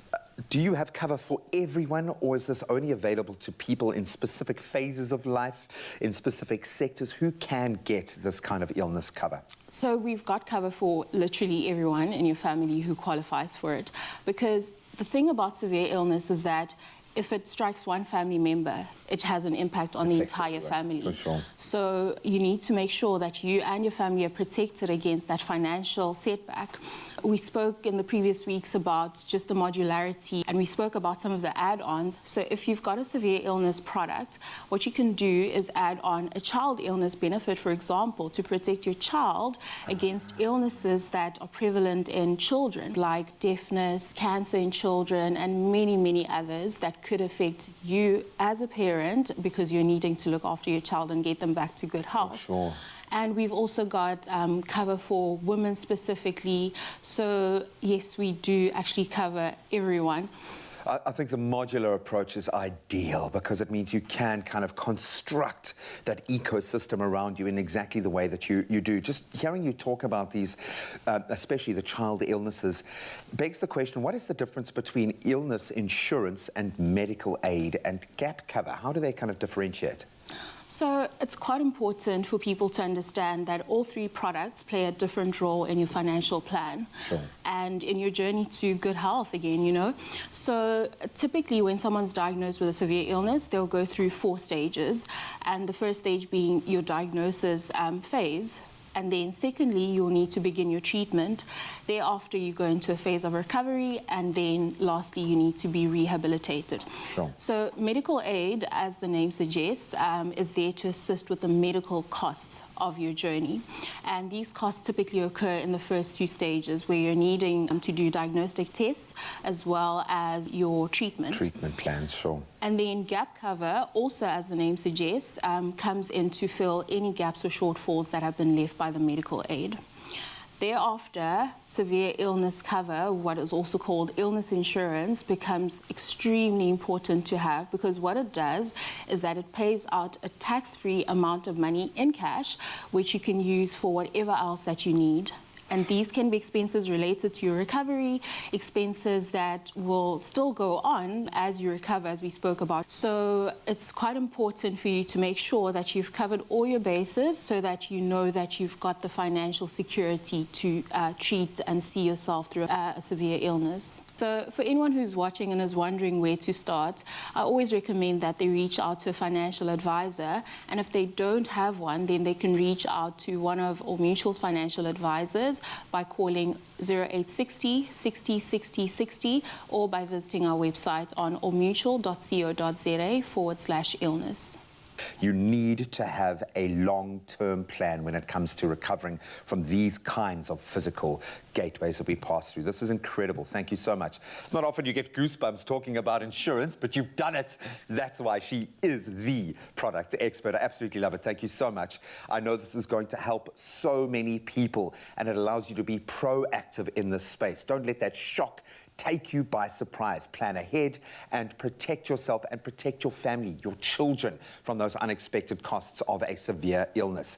And you can get that conversation started right now. Reach out to the amazing Old Mutual team on 0860 60 60 60. Easy peasy, or you can go online and visit oldmutual.co.za/illness. It's as simple as that. Kansani, thank you so much. This has been so good. Vincent was always very healthy, so it was a shock when he was diagnosed with colon cancer. I'm a self-employed accountant, and the chemotherapy treatment made me too tired to work, at the same time as having to find extra money for unexpected costs. Then I had a stroke as well. As a family, we would have faced years of real financial hardship if Vincent hadn't taken out illness insurance. I wasn't expecting it to happen to me, but my insurance was a great relief.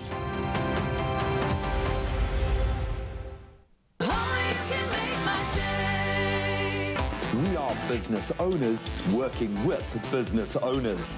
Cashflow Capital, business funding that works for you.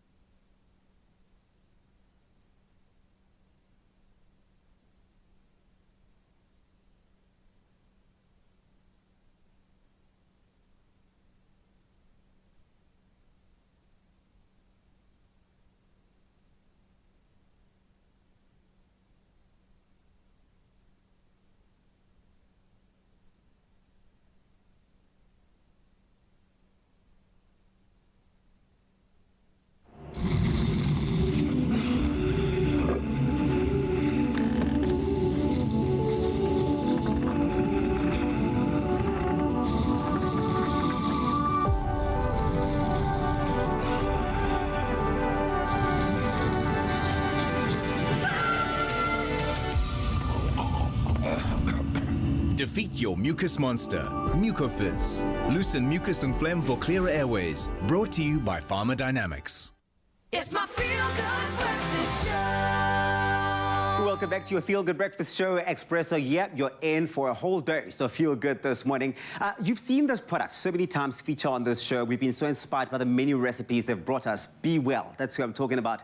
They are a premium brand offering consumers, you know, those healthier alternative oil-based products. And we were curious about the roots of the product before it even made it to the shelves. So I took a trip to Golden Be Well canola fields located in the Western Cape, where the local crops are all grown from non-GMO seeds. And we spoke to Southern Oil agronomist Johan Paper among the beautiful yellow fields. You want to see this? Check this out. Taking conscious steps to live a healthier lifestyle means that you are enabled to make better choices for yourself and for your family's health. For example, knowing where your food is sourced. And today I'm here visiting the breathtaking Be Well canola fields found in the Western Cape, which is where canola is primarily planted. Canola products are rich in omega-3 and omega-6, making them the perfect alternative for those looking to make healthy lifestyle choices, but also perfect for vegans too. Today I get to chat to Johan Paper, who is an agronomist at Be Well, to find out what makes these Be Well canola fields such a gem. Okay? Come with me.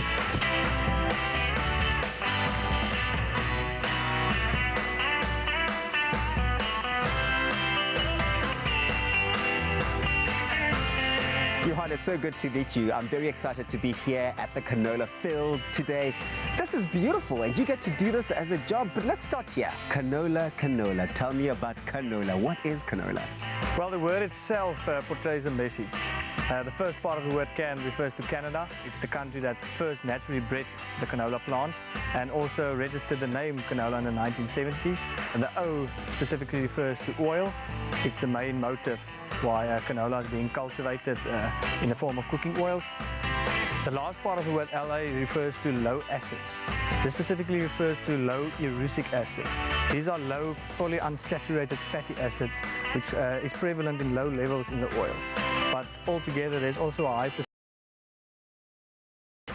This is where the health benefit of canola comes in, which helps lower the cholesterol levels in the bloodstream. Canola belongs to the family of mustard and cabbage plant species. This family includes other crops such as Brussels sprouts, broccoli, cabbage, cauliflower and spinach. From germination to seed production, the plant actually takes around about 3.5 to 4 months to complete its full life cycle. This is all dependent on temperature, moisture, sunlight, as well as soil fertility. Once harvested, the oil is pressed from the tiny brown seeds, which can be found in the pods on the canola plant, and not actually from the flower itself. I'm sure you play such a big role in this entire ecosystem. What exactly do you do as an agronomist? I assist producers throughout the growing season, and this is basically to ensure profitability, safe agricultural practices, as well as optimum yields for the producers. I personally consult with the producers of each plantation. We assess the condition and the state of the crop, and we equip the farmers with the latest agronomic knowledge, technology, and cultivation practices. You make it sound all so simple, but I'm sure there are many really tap into for this sort of farming. So establishment of a crop early in the season is probably one of the most important aspects of canola cultivation. Here at this stage of the season, we assist the farmers with plant depth, width and density to ensure the best possible establishment of the crop. Once the crop emerges from the soil, we assist the farmers with other recommendations with regards to fertilization, weed, pest and disease control, harvesting techniques, and I think most important is the timing that these practices are executed. What are the benefits of planting canola? By incorporating canola in the crop rotation system of the Western Cape, it basically refers to canola is cultivated this year, the year afterwards wheat, and the year after that barley, and the cycle repeats itself. By incorporating canola, it actually breaks the disease cycle of the pathogens causing these root diseases, and hereby lowering the disease pressure on the grain crops. Additionally, agronomic studies have proved that the roots of canola has a biofumigation effect in the soil itself. This fumigation effect deters the pathogens causing the diseases. As a result, producers usually experience improved grain yields following the year of canola, as the disease pressure was suppressed. the industry has grown so much. I mean, I was reading somewhere that in 1992 we had 400 hectares, and now fast forward to 2022, 124,000. That's staggering. Although the canola industry is quite young in South Africa, approximately 25 years old, the innovation of the crop itself has been exceptional in the last 20 years. The agricultural benefits that canola holds, new cultivars, improved management strategies, good market prices, and as well as the service that Sun Oil has provided for the producers over the years, all act as an integrated plan. And this integrated plan is definitely a drive force behind the surge in canola hectares. Okay, let's talk about my favorites here. Be Well. We know that they have a range of products that have been specifically produced with the consumer in mind. Take us through that picture. The good thing about the Tabisu is there's no exclusion of any consumer, since our products are vegan-friendly, dairy-free, egg-free. It is also endorsed by the Heart and Stroke Foundation. So this is where healthy eating and tasty eating meet each other. These products are definitely ingredients for better living. You know what? You do an amazing job, Johan. Put it here. Boom. From a locally produced pretty yellow flour to a range of Be Well canola-based products, the stage is certainly without a doubt yours to become your family's next favorite chef. And hey, maybe next time you find yourself along the spice route, make a stop by these golden fields, take a few snaps. But until then, happy eating.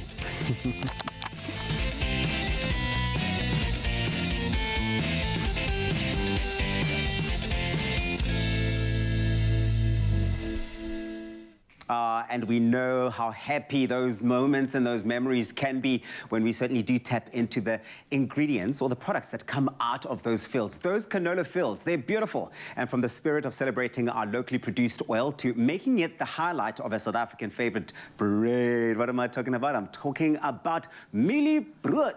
Yes, today we're whipping up a wholesome Be Well mielie brood with a biltong infused butter. I mean, whoa, where have you ever heard of that? We're taking it to a whole new level altogether. Mielie brood is, as we know, a super moist cornbread with an amazingly rich taste. People do love it. There's a reason why. But we're bringing it to, on a new level, okay, with some smoked paprika, cheese, and biltong. And Chef Yaga, Chef Funi is in the kitchen with us to show us how it's done.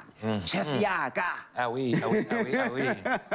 This is really fantastic because you simply cannot mention or list a bunch of South African heritage dishes and not mention mielie brood. That's our thing. We're proud of it. We love it. Right? Okay. And now you are bringing some magic to it. Yeah, let's give it a twist. Let's give it a twist. I like that. Show us what this twist is all about. What have you got to bring the twist here? Okay, I'm just going to have the cake flour and then got maize meal. Yes. And then paprika, bicarbonate of soda, baking powder, and then salt. And then, you know what we love about it? What do we love about it? You can use inkomas.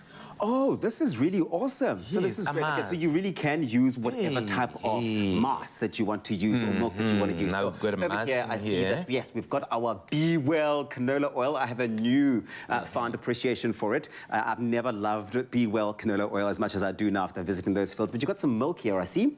What is this? This is masi. Oh, so this is mas. Okay, cool. And then this is? Parsley. Parsley, cheese, cheddar and some cheese, eggs. This is going to be really great. And then we've got our now what I want you to do, you're going to just blend that roughly. So this needs to go in here. You want to create a puree out of it, right? I even speak like I'm a chef.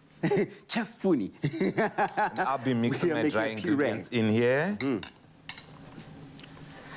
The thing about making any type of bread is that bread can be very, very specific in terms of what you are putting in, the ingredients that go into it right from the start.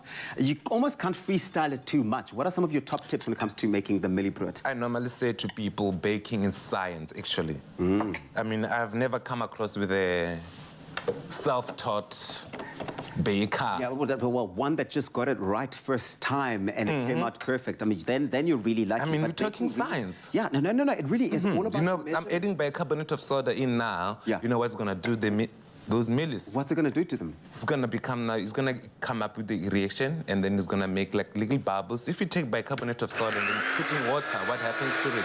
There's bubbles. Oh, wow. That's going to help to cook that. Okay, well, this is a chemistry class. If nothing's happening, obviously, you would need to get some water into your blender to make sure that you get that consistency going. But please explain us. They look so cool, like they're just a little bit. We don't want to damage them. Oh, okay, perfect, because they're already going to be damaged by the bicarb. Now add that and then whip another one. Chef says, we need to see the meat. We need to see them. Right, so we're adding our cheese in there. Ooh, something tells me it's going to be so nice, creamy, and decadent. Perfect. It's all the things we want to have out of this dish. When do we get the oil in? Does that go into your You're going to put it in there. It's a liquid ingredients first. I've got my dried ingredients ready. Some milk. And then you're going to add the oil now. Great. Okay, I'll tell you, while I'm getting this oil in there, we know that pure canola cooking oil, the Be Well canola oil, which I love, like I said, is locally produced, naturally cholesterol-free. It's also low in saturated fat, and it's perfect for all of your cooking needs. What I do love is that their canola oil is actually high in omega-3 and 6, which is good for heart health. You want to make sure that you look after your heart, and it's actually endorsed by the Heart and Stroke Foundation of South Africa. Am I doing well? How far? And it's a carb going in there. So it does fight those cancer cells, which is really good. You want to know what you're putting in your body.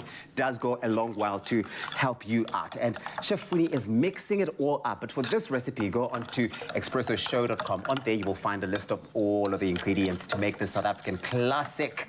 And let me tell you this, while you're at it, okay, you stand a chance to win big with Be Well. They are giving away, wait for it, 150,000 Rand grand prize. And all you do to stand a chance of winning your share of 50,000 bucks as well, enter by simply purchasing your favorite Be Well product.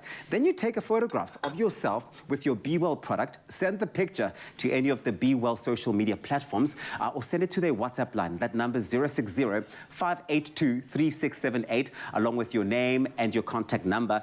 The T's and C's can be found on Be Well's website, but you'll find lots of inspiring recipes there as well. Chef Funi, this is really, really great. And I know that it's a process that takes about 40 minutes to get this bread once you got it in the oven. Looking like that, something like that. In fact, I'm going to give it a taste, Chef Funi. This looks so good. It is a lovely, lovely South African classic, and certainly something to be sort of tapping into as we celebrate South African heritage and South African heritage food. But if you want to get your hands on the recipe, go on to expressoshow.com. You're moist, Monate.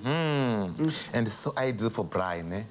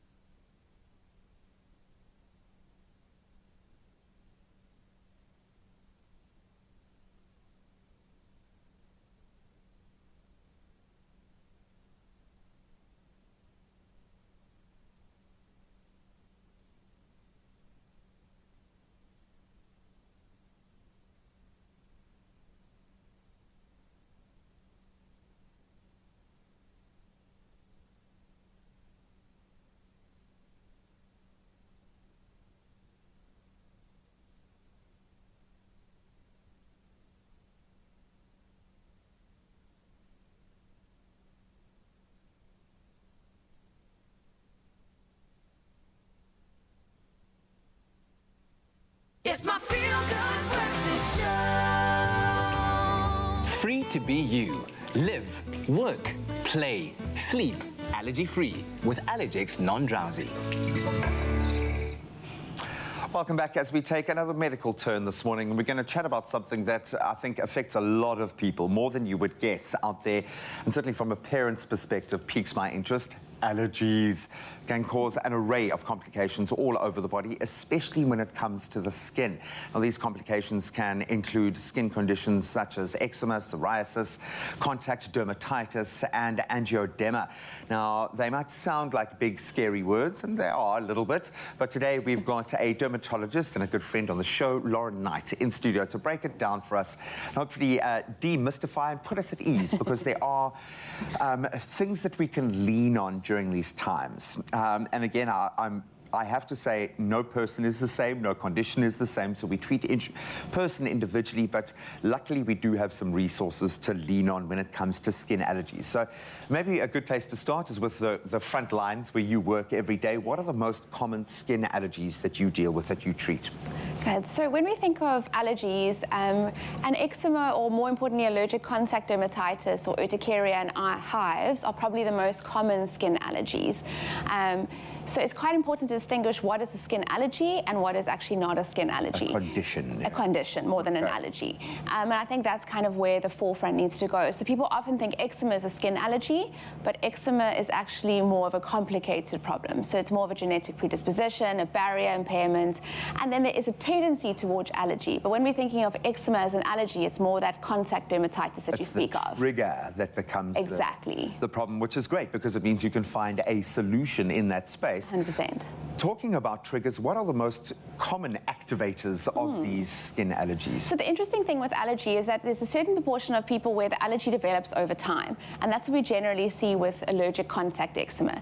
So your trigger would be something that you're persistently exposed to. So for example, your watch, your earrings, your belt buckle, so nickel allergy, PPD, which we see in hair dye, or bartenders, waiters that develop like a lime or citrus allergy. And then when we think of our other spectrums, our urticaria and hives, those are the more common triggers like food, nuts, wheat, shellfish, egg and milk. But often in a large proportion of patients, we never actually find their trigger, but we just get really good ways of managing their symptoms of their allergies. Speaking of which, how do we manage skin allergies? Where do you start, and walk us through that process as you would apply your mind to a case? So I think the most important thing is actually seeking help. So seeing a dermatologist or an allergologist to actually determine, is this an allergy we're dealing with or not? Okay. Then first prize is to identify, if we can identify your trigger or find your trigger. And there's a multitude of ways we can do that, from patch testing to allergy testing to challenge testing, skin pricks. And once we've got your allergen, if we can identify it, a large component of management is allergen avoidance or allergen modification. Okay. If we can't identify your allergen and it's histamine mediated, so specifically your urticaria, your hives, then antihistamines are a good component of that management. And they work. And they work. And they're often used in higher doses than you can even imagine using them. So don't be alarmed if your doctor tells you to take like up to 8 tablets a day. So that's where the importance of a non-sedating antihistamine comes in, because you're needing to use these high doses throughout the day. Beyond that, we use what we call desensitization or immunotherapy, where we do slow kind of tolerance testing. Build up a bit of armor. Exactly. Yeah, so we okay. kind of tire out the immune system. So desensitization protocols. And then kind of at the end of the line, there's very special management where we target the specific cells of the immune system to really turn them off so that they're not producing that allergy anymore. I love that. I need to ask you a question, because I've been asking this of all of our, and I call you frontline workers, because you guys really have been put on the front line, and I'm sure you value the relationship that you have with your patients far more now that you can actually have physical contact and be in that space. What does this mean to you? We've been celebrating brave healthcare workers in your space. What does it mean to be brave? What have you found over the last few years? I mean, it's really been being pushed into places that I never thought I would ever go, and being comfortable and kind of seeing people in those places. I think that COVID has really made us acknowledge the relationship again with our patients. And now seeing patients without masks, I've had patients that for the first time have seen me for the first time in 2 years. They didn't know what I looked like. They're surprised when they see you for the Exactly. sixth time. Oh, this is what you look like. So yeah, really connecting those relationships. And I think being brave has been advocating for patients to make sure that they have access to scientifically sound medications and treatments, and giving that information information to them, empowering them. And I think you've all empowered each other by connecting. It feels like the medical fraternity is more connected now than ever Definitely, before. definitely. Long may that reign. Thank I you hope so so. much for your help on behalf of all parents. With children with allergies, I'm going to say thank you to everyone working in the derma space. We really do appreciate you. And likewise, those working, again, on the front lines, being National Pharmacy Month. I think self-care is a basic human right, and our pharmacist really is a member of our family. So please support your local pharmacy. They're a pillar of your community. And of course, we're going to do that right now. Brought to you by Allergex Non-Drowsy, a proud associate with Adcock Ingram OTC, who are the sponsors of Brave, inspiring communities one pharmacy at a time. And please don't forget, you also, as an added bonus, coming into the new season, stand a chance of winning a 2,000 Rand Take-A-Lot voucher daily. This is how you do it. Spring is glory. Oh, sorry. Oh, bless you, man. Bless you. Unless you suffer from allergies. But that has all changed with Allergex Non-Drowsy and the wonders of spring competition on Expresso this September. So stand a chance to win a daily giveaway Monday to Friday of a 2,000 Rand Take-A-Lot voucher to spend on the best outdoor living gear. I love that. So answer the weekly question on the Expresso Facebook or Twitter pages and include that all-important Allergex ND. The competition runs from the 1st till the 28th of September, and those terms and conditions do apply. Good luck and bless you, man. Absolutely love the conversation today. Health Tuesdays is ticking all the boxes this morning, and I'm here for it. Yep, and now time for us to shine the spotlight on those we tend to in times of need, our pharmacists. Pharmacy of the Week, which is a short feature that really does celebrate and acknowledge those brave, incredible people on the front line. Let's check it out. This week, we are going to one called the Pharmacy of Week, Masupatsela Pharmacy in Velkom. Let's check this out. Our pharmacies are on the front line of healthcare. This is Pharmacy of the Week. I grew up in Venda in a village, and then they said it takes the whole village to raise a child. It's a poor community, and then I grew up learning how to take care of other people, and then just to give them good health and then something to be proud of. That's why pharmacists are there. Self-care, you can't just have self-care alone, so you need some assistance there. Pharmacists are there to guide and then the right use of medicines. Others will just have tablets, but they don't know how to use it. So self-care is there, but you still need some medical assistance to help you continue with your self-care. Pharmacy-initiated therapy is very important because clients come in, they expect help, and then they are free to talk to us about anything, and then we are there to help them. Being brave to me, it means going out of your comfort zone and doing something that one other person somewhere there won't even imagine that you can achieve that. Adcock OTC, sponsors of Brave, they help us with so many promotions, and then in such a way that we pass the deals or maybe the special prices so that the clients out there can get better prices through their support. Pharmacy of the Week, proudly brought to you by Adcock Ingram OTC, sponsors of Brave. We've been long in the game, healing South Africa one allergy at a time. All the sneezing, runny nose, itching of nose and throat, we've left no stone unturned. Until finally, South Africa recognized us. You've given us the courage to continue to do what we do best. Live, work, play, sleep allergy-free with Allergex Non-Drowsy. Ask your pharmacist for the full allergy range. Brought to you by Adcock Ingram OTC, sponsors of Brave. Absolutely love that. I love it with the heart on the sleeve and just chasing those passions and serving such an incredible cause. Yep. We're celebrating Pharmacy Month to show our love and our support for our amazing local pharmacists. Remember to always show them support, show them love as well when you step in, because they really are the pillar of our community. And we want to say, we appreciate you. Looking for fantastic health and weight loss benefits without a lifestyle change or being on a diet? Well, Shapeline 50 Billion from Proven Probiotics is the first ever probiotic to offer scientifically proven weight loss, while at the same time boosting immune and digestive health. That's why we think Shapeline 50 Billion may well be the world's most effective probiotic. Available at Dis-Chem and Clicks.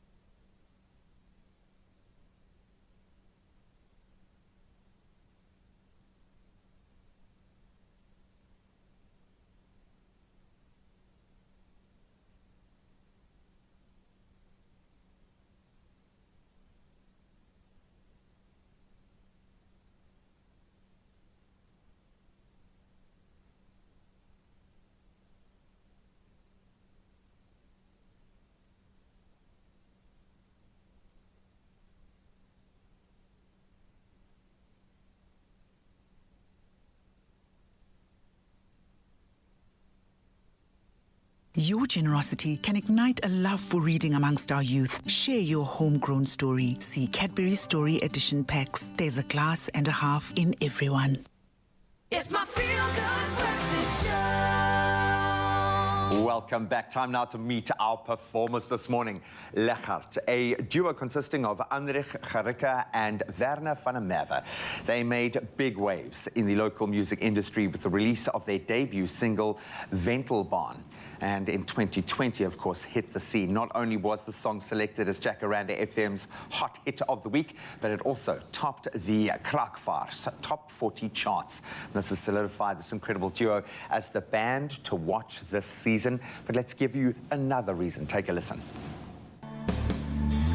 Dat zij rikte op mijn pad kan wees. Dat ek die stories van haar hart kan lees.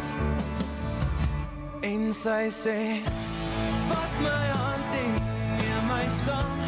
Om jou Ventelbahn. Waar jy is waar ek wil gaan. Skryf 'n nuwe bladsy met my naam. Right in the feels. Please give a very good feel. Good. Welcome to this incredible duo, ladies and gentlemen. It is Anrich Gericke and Werner van der Merwe from Lechard. Welcome to it. Woo! I wish we could be thousands of fans sitting in a stadium. But that's what we could do, man. So first of all, I am the most English-speaking person on the planet. As much as it sounds like Afrikaans coming out to me, I know what it sounds like to everyone else. So thanks for putting up with that, first of all. Thanks for the early start. Thanks for being awesome and having this vibe. The second you guys walked on set, you introduced yourself to everyone. You kind of upped the positive energy in here, which is amazing. So you're going to fit right in this space. But I've got to ask, Anrich, maybe I can start with you. Physiotherapy, medical students, you guys are still in the thick of things in life, but then you started singing for the Dorm's Serenade group, so I would imagine girls were involved. What clicked here? Why did you guys decide that you needed to take this brave new step and start something that is clearly meant to be? Because you guys have hit it. Where did it begin, bro? Yeah, thanks, Graham. First of all, it's lucky to be in. Well done for saying Lechard. That's Englishman. It's very tough. We're not here to build puzzles. We're actually here to make music. But to answer your question, yeah, so Werner and I were actually in different years in the same Serenade group, and it's like a very famous Serenade group in Stellenbosch University. And I think that inspired us to just love music, like find harmonies, and yeah, just be exposed to music. And then we were also in a lot of we were in campus bands, different ones, and when Werner's one ended, I swiped him and I said, this is a good guitarist to take, so it's lucky to be here. Best decision you ever made.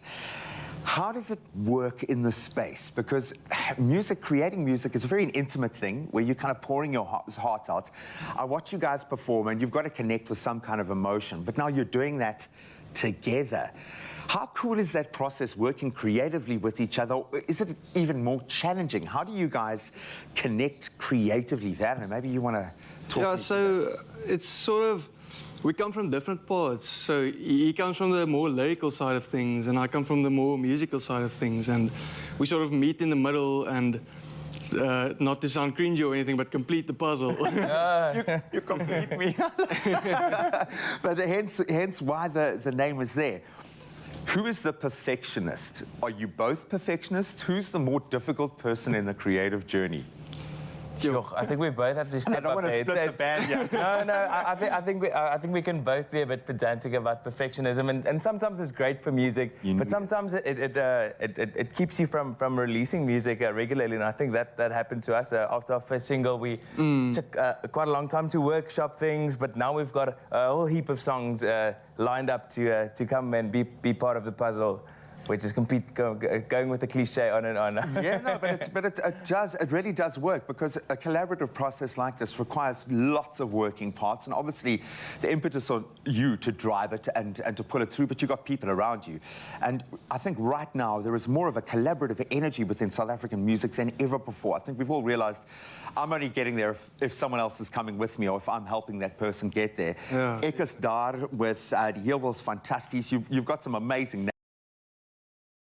Give us a bit of breakdown about that song in particular. What was the motivation there? So with Ek is Daar, was basically born out of the whole social climate in South Africa where it seems like all of our friends are immigrating for a few years overseas to go work. And at one stage while I was writing this specific song was mine, it just kind of dawned on me and got filled with a lot of emotions, and basically it turned into like a little bit of a fictional love story where two people who were very close get separated by one immigrating, and how the connection is kind of affected by that. So it's not a completely true story, but it's born out of truth. I would imagine a lot of people are going to relate to that this morning. I'm hoping we're going to hear that this morning, and I think we brought some instruments. We can maybe do a performance. Just rustle a little something. Buddy, I've heard the sound checks. They're going to blow you away this morning. You guys seem just like wonderful human beings, so keep being that energy when you walk into a room, but they are unbelievably talented and they are meant to be connected like a puzzle, and you're going to be the last piece of that puzzle to connect this morning. The gents aren't going anywhere. Don't move a muscle. I can't wait for that. But for now, let's take you to the islands. We're talking about tropical island. Where? The island. The island. I'm feeling island inspired, of course. And we're talking about the tropical island of treasure, All-Stars edition. And a reminder that you too stand to win big when you buy Tropica and take part in the weekly at-home challenge. Now, I was talking to Tabisa about it. It's absolute fun. We put up like 4 of them in a row. I watched you. Almost 4. Almost. I watched you, and I don't know if you could get where that. it went wrong. I saw where it went wrong, where you guys could have leveled up, and hopefully I can do that for you guys. But I do love that there's viewer challenges, which is really awesome, because we get to see all of these contestants, the celebrities, of course, and their partners go for big prizes. There's a lot at stake, but you also have something at stake here. Let's see. While Tabisa tries to master and beat our PB, to kick off then to enter this week, you could also win Uber vouchers worth 10,000 Rand to be used on your Uber app. Now, to enter, all you need to do is to recreate the challenge on the Tropica social pages in your home and build a tower of Tropicas and see how many you can balance, just like Tabisa is attempting right now. 3 already. He's going with a new strategy here. I see. So this is how simple it is. Literally recreate this challenge at home. Share a video of you doing the challenge on social media, tagging my Tropica, and of course using the hashtag Tropica. Now entries close at midnight on the 24th of September. Your T's and C's do apply, and the winner will be selected and contacted via Tropica social media. Now, you only have this week left to go and get your Tropicas and enter this competition, and you could be the winner of the Uber vouchers worth 10,000 Rand to be used on the Uber app.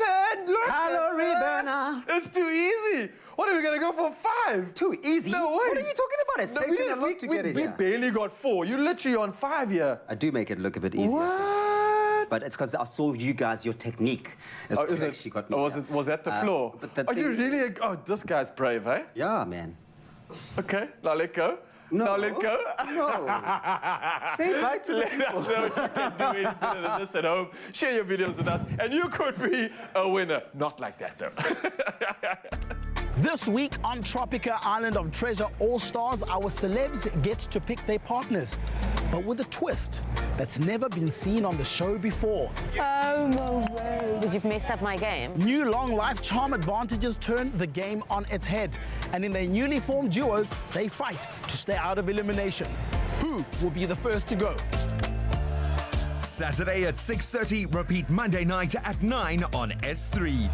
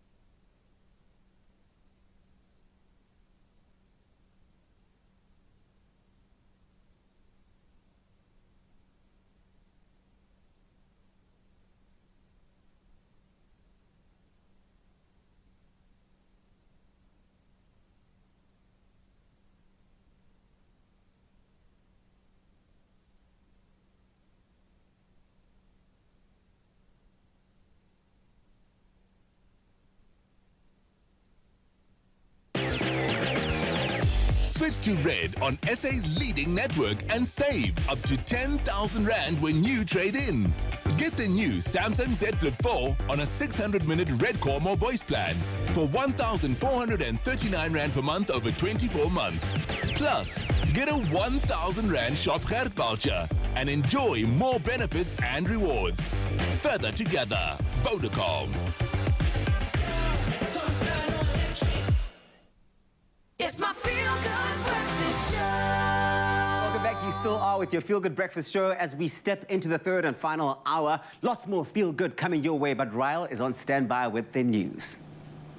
Thank you so much, Davisa. Of course, official duties must commence on the hour, and we're starting off with national news fronts. And communities in the north of KwaZulu-Natal have requested the government to ban, in particular, trucks transporting coal on the route along the R34 between Ulundi and Vryheid. Now, this follows a horrific accident yesterday afternoon in which at least 4 trucks and 2 other vehicles were involved. Now, some of the vehicles caught fire when another truck crashed through the accident scene, and 2 people were hospitalized. Now, the communities say they fear more truck accidents on this road. And meanwhile, the case against the man who allegedly caused the horrific Upongolo crash on the N2 on Friday, in which 21 people, including 19 children, died, has been postponed to Monday. Now, Sibusiso Siyaya is facing 20 charges of culpable homicide, and his alleged negligent driving is believed to have been the cause of this horrific accident. Now, Siyaya was arrested on Saturday after he had allegedly fled the scene.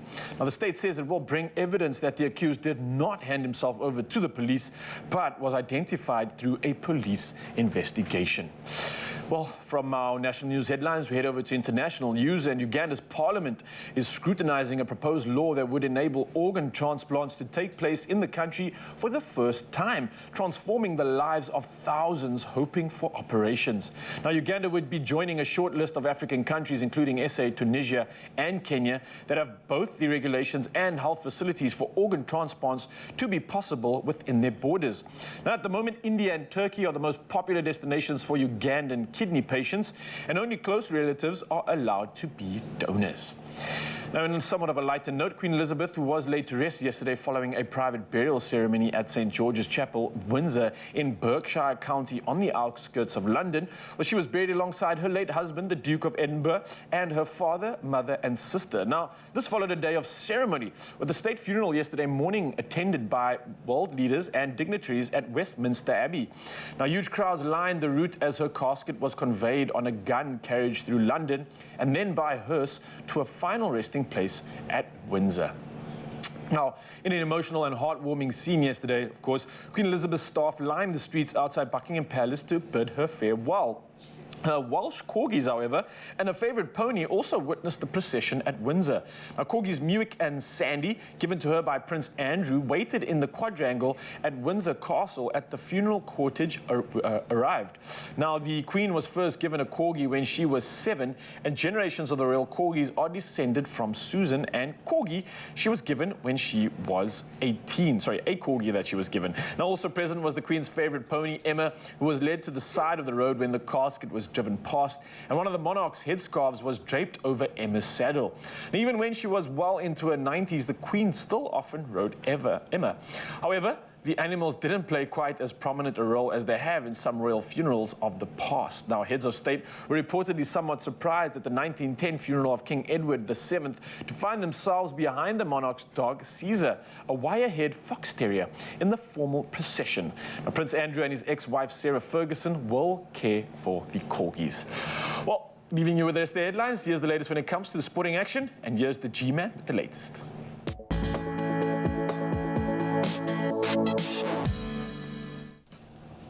Thank you, my friend. Let's start with cricket news and some big spending. Yesterday, South Africans, in fact, attracted the highest prices at the SA20 tournament auction. So rising star Tristan Stubbs, he certainly underpinned his value.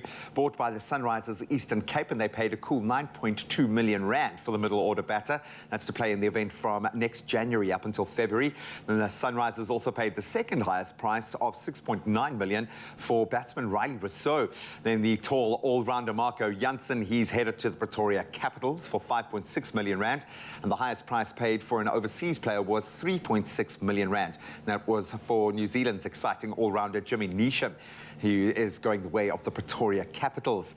Surprisingly, Proteas T20 captain Themba Bavuma shockingly went unsold. Maybe the price was too high. And speaking of who's in and who's out, let's focus on rugby now. Sabu and Corsi and Kurtley Arendse have been recalled to the Springbok squad. That's for the final rugby championship match against Argentina in Durbs this Saturday. And Corsi, he's recovered from that ankle injury that's kept him out of Springbok action for the entire year so far, while Arendse has served his suspension for that dangerous tackle in the match between the Boks and the All Blacks in Nelspruit. Meanwhile, Joseph Dweba, Warwick Galant, Elrich Lowe and Salman Murat, they've all been released to their respective clubs to allow them to get some much-needed game time ahead of the year-end tour. And then sadly, Damian Willemse, who really has shone throughout this tour, he's been ruled out of the match with concussion. And staying with rugby news, I think we saw this one coming, and it's certainly not done yet. Rugby Australia has now written to the sport's global governing body to reiterate concerns about refereeing after the Rugby Championship test against New Zealand in Melbourne was tarnished by that contentious time-wasting decision at the death. So French referee Mathieu Reynal, he penalised Bernard Foley for holding up the game at Docklands last Thursday as the fly-off made like he was about to kick the ball to touch for the Wallabies with 23 points on the scoreboard with just a minute left in the test. With New Zealand then awarded a 5-metre scrum in front of the posts, was Geordie Barrett who scored a try after the siren to snatch what has become a pretty famous 39-37 victory for the All Blacks. We'll certainly watch that space. And then we'll watch this space with great excitement as we return home for the PSL now confirming the dates, venues and kickoff times for the 2022-23 MTN8 semi-finals. So the semi-final first leg matches will be played on the weekend of the 1st and the 2nd of October, and we'll first see our defending champions Mamelodi Sundowns squaring off against old foes and three-time champions Orlando Pirates on Saturday the 1st. That's when they clash at Orlando Stadium. Then the following day on the 2nd, Kaizer Chiefs will lock horns with AmaZulu in their first leg encounter. Both fixtures kicking off at 3:30 in the afternoon. Their second leg fixtures will take place 3 weeks later at the same time. Well, that's where we leave our sport for this morning. Let's take a look now at the competition out on the roads and hopefully get you to your work safely.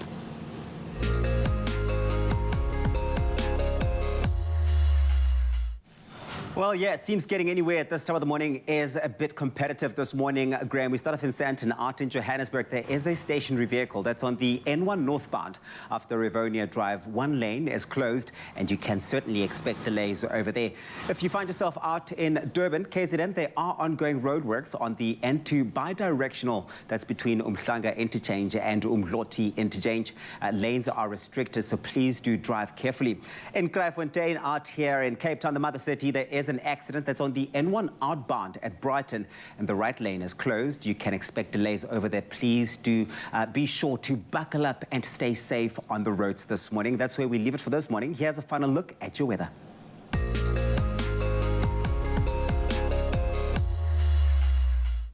In the 6 o'clock news this morning, we reported about an earthquake in Mexico. An earthquake also rocked southeastern Taiwan yesterday, causing a train to derail at the Dongli station and a shop to crumble to the ground. There was at least one loss of life and some 140 injured in the earthquake, which the U.S. Geological Survey said had a seismic measurement of 7.2 at a depth of 10 kilometers. The earthquake was felt over a large part of Taiwan, and buildings in Taipei shook ominously. Bridges, buildings and roads were damaged, and hundreds of vehicles were forced to a standstill as roads were blocked. And meanwhile, the eye of the Hurricane Fiona has hit the coast of the Dominican Republic near Boca de Riuma with wind speeds of up to 150 kilometers per hour. Yesterday, hundreds of people were still trapped on mountain passes. We do hope that they recover a lot of that's been lost there. And for our final sunrise views this morning, we have Gail from Johannesburg North, who came in with this cherry-filled view from her back garden with luscious greenery gently swaying in the wind. There's nothing better than that. Look at that, beautiful. This shadow-filled view of the sky with the sun glazing from behind the clouds, with Kahuran Naker coming in with his view of the wavy clouds. Look at those wavy clouds. Wavy, wavy, wavy. Rolling up with soft colors, brightening up the morning skies out in Chatsworth. It's beautiful. Thank you for that. Last up, we have Maritza from Pretoria. How's it going, capital city?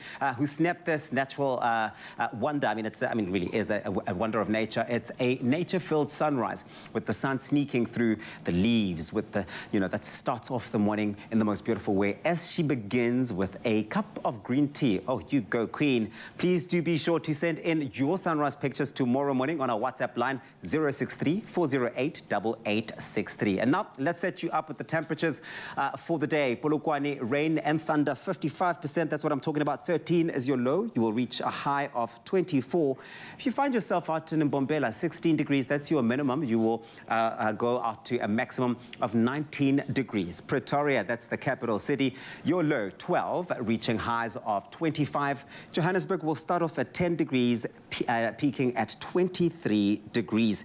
And if you find yourself in Bokoni Bophirima, Mahikeng, 5 is your low, your maximum 23. Klerksdorp, sun and clouds are expected over there, 6 and 23. Kimberley, it's cloudy out there for you, 3 is your minimum. You will peak at 15. With a cold start for Bloemfontein, 5, your minimum, your maximum 18 degrees. Rainy times, heavy rain. I'm talking a 91% chance there. 16 and 17 your temperatures, with rain also expected out in Pietermaritzburg, 10 and 15. The warmest place to be, Durban. Today you will start off at 15 and peak at 17 degrees, with heavy rain out in Mthatha today, 8 reaching peaks of 11. East London, 11 and 16, with Craddock at 6 and 12. Gqeberha, 10. That's where you will start off. You will reach a maximum of 18 degrees. If you're out in George, 9 is your minimum and your maximum is 17, with the Mother City expecting lots of sun today, 10 and 19. Those are your temps. Worcester, 6 and 22. Sutherland starts at 0. You will reach a maximum of 15. Uppington, last without any doubt, no least. Your maximum is 21. You will start at a minimum of 6 degrees. And that's what it's looking like across the country. Hopefully that sets you up for, no matter what the weather's like, a feel-good type of day. But right now it's time for us to make a winner. Gents, what have you got for us? Free to be you. Live, work, play, sleep. Allergy-free with Allergex non-drowsy. Well, I'm certainly feeling the summer feels just in all of this gear. I'm loving it. Look at that. But I know you, so I know. In my zone. I'm surprised the shoes, the slops have even in my stayed zone. on. But not just yet. Now, as spring settles in, we get to finally spend more time outside enjoying the warmer weather and the fresh breeze. But what is spring without a good picnic, Ranchi? Yeah, of course. How you started, yeah. Now, Allergex non-drowsy has officially entered their 3rd week of spoiling our lucky viewers with the incredible 2,000 Rand Take-Love voucher. And all you need to do to enter this week is to tell us about your favorite place for a spring picnic and what makes it so special. Simple as that, right? It really is that easy. And as much as we got some amazing answers and we were inspired to get out there, there can only be one lucky winner. Can we get a drum roll, please? A massive congratulations to the one, the only Ruth Brand.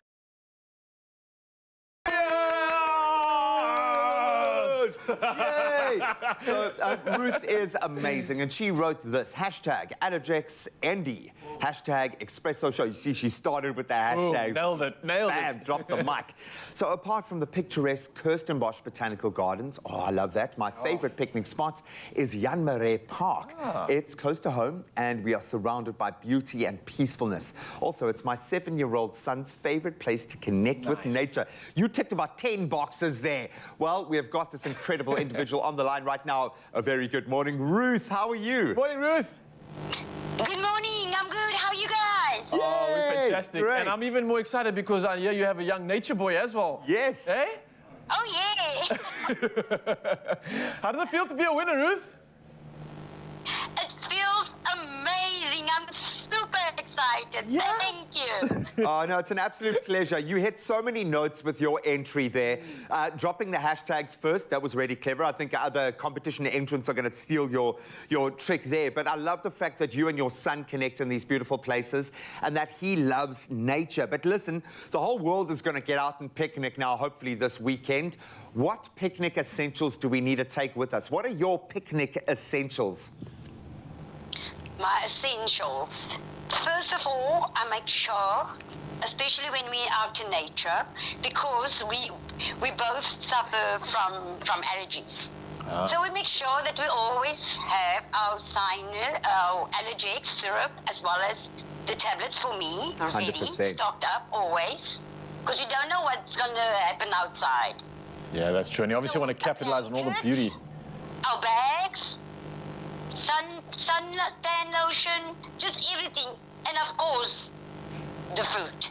I love it. And each other. And each other. It's so cool that we can get out there. Yeah. Most important.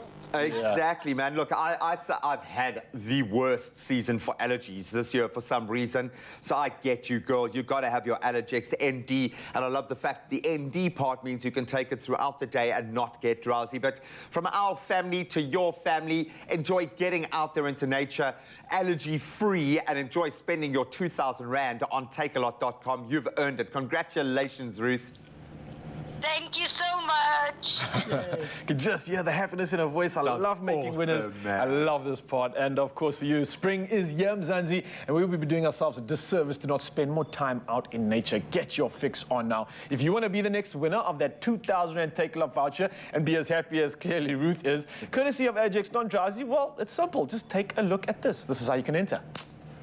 Spring is glory. Oh, bless you, man. Bless you. Unless you suffer from allergies. But that has all changed with Allergex Non-Drowsy and the wonders of spring competition on Expresso this September. So stand a chance to win a daily giveaway Monday to Friday of a 2,000 Rand Take Lot voucher to spend on the best outdoor living gear. I love that. So answer the weekly question on the Expresso Facebook or Twitter pages and include that all-important Allergex ND. The competition runs from the 1st till the 28th of September, and those terms and conditions do apply. Good luck and bless you, man. Well, we're about to see now when these guys said, okay, let's start a band, what all of that magic that would come out of it looks and sounds like. We're joined this morning by musical prodigies. It's the band Legkaart, and let's show them some love as they perform their breakout single, Wendelbaan. Do it, guys.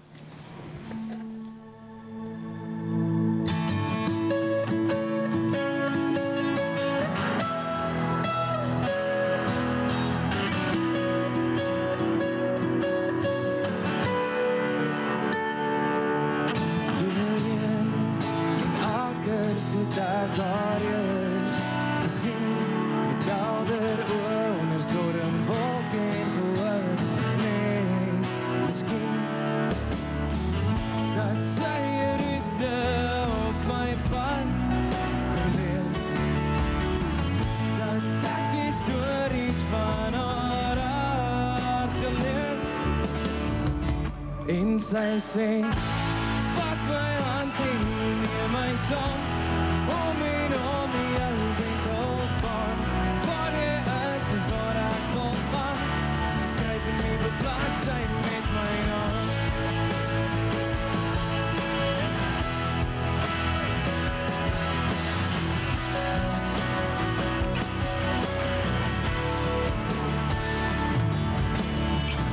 Dis nou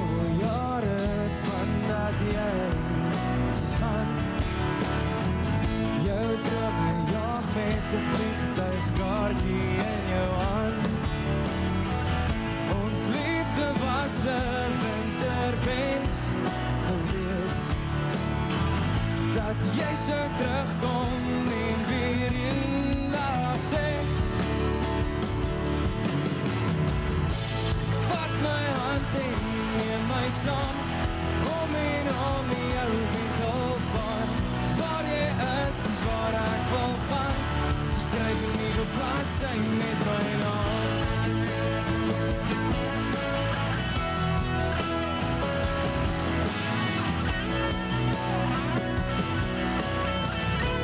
Skryf 'n nuwe bladsy met my naam.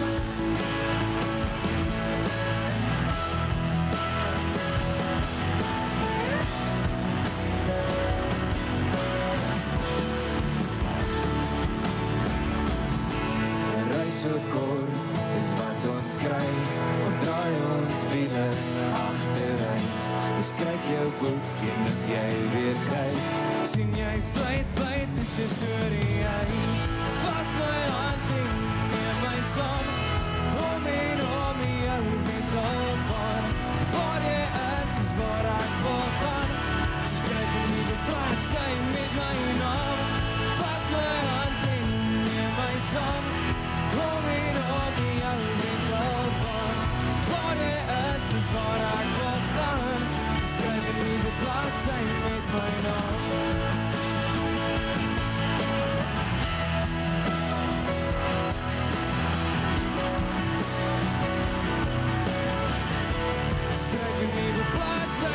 rain on.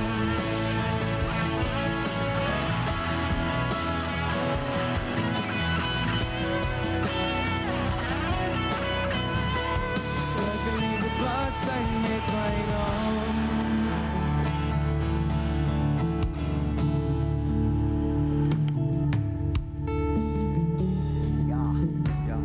Yeah, that's it.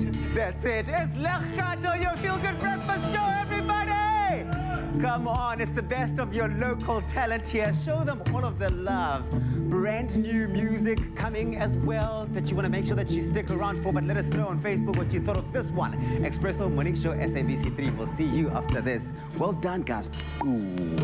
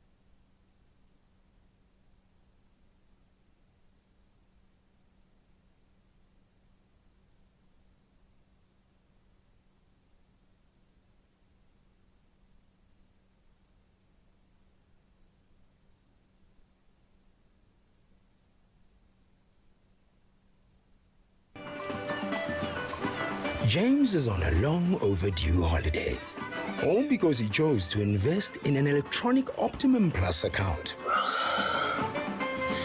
Yes, seriously. Be like James. Open a Nedbank Electronic Optimum Plus account and get an effective interest rate of up to 12.4%.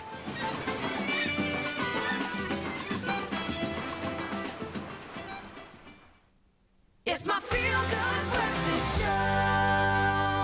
Yes, Mzansi, welcome back. Your Feel Good Breakfast Show as we continue celebrating Heritage Month on the show this morning, and we're joined by an amazingly talented community organization called Izigcaza Art Combination, based in Nyanga Zolani Center. They specialize in all sorts of cultural dances and instruments, ranging all the way from pansula to gumboot dancing, and I know you love it all. Now, joining us this morning to share more about this Izigcaza Art Combination is chairperson and drummist Mzonke Mona, as well as dancer Kaya Mpindi in the building. Gentlemen, how are we doing this morning?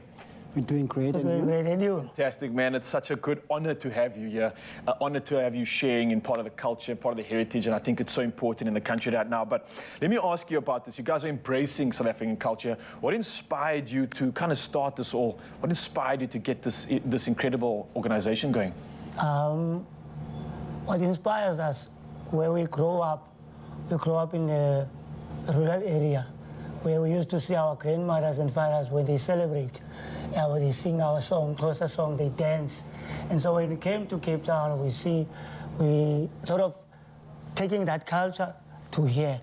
So it was like sort of a chain thing. And so embracing your culture, so sort of you're celebrating something that you know, something that you love, and the passion of it. I love that. And celebrating something that we know and love, and especially when it comes to dance. You guys, I just mentioned, obviously, doing something like pansula, which I absolutely love, gumboot dancing. What are some of the other dances that you are actually getting involved in, and what else happens at this exhibition? As we are calling our group as Izigcaza Art Combination. Okay. So it's a combine and collection of dances from cultures to cultures. Like we have Izulu dance, we have isiXhosa, we have gumboot dance, we have pansula, kwela kwela, Tswane dance, and so on. There's many of them. There's many of those. I think I need to come visit because there's a few I recognize and a few that I would love to know about and definitely learn at the same time, because I think sharing that culture and obviously getting involved in the dance is something that's also so inspiring, and what a beautiful way to learn. Look, it's Heritage Month. Obviously, we're celebrating the importance of it. For both of you gentlemen, what does that mean for you exactly? And especially when it comes to this art exhibition, the combination of the art that you're doing, what does heritage mean to both of you? From my side, heritage means a lot, because it's sort of embracing our culture and also learning others' culture, like diversity. And what I love about my culture, I'll talk about my culture because I love when they wear mipako and stuff like that. What is it called? Mipako. Mipako. Yeah, traditional attire. Okay. Now, and the food, the African food, muso, papa, mbeg, you know, when we have our gatherings. When the baby is born, we're celebrating by singing and slaughter a goat. People come and sing and rejoice and stuff like times, that. And the weddings and stuff. That's what I love about my culture. And the heritage is very important to us as a nation. Yeah, and I think definitely with the culture, there's one of the most unique ways to celebrate, which I think just stands out so much, and you can't help but smile, you can't help but just want to be a part of it all. Look, I mean, maybe for you, obviously, Heritage Month, it's important, it's special.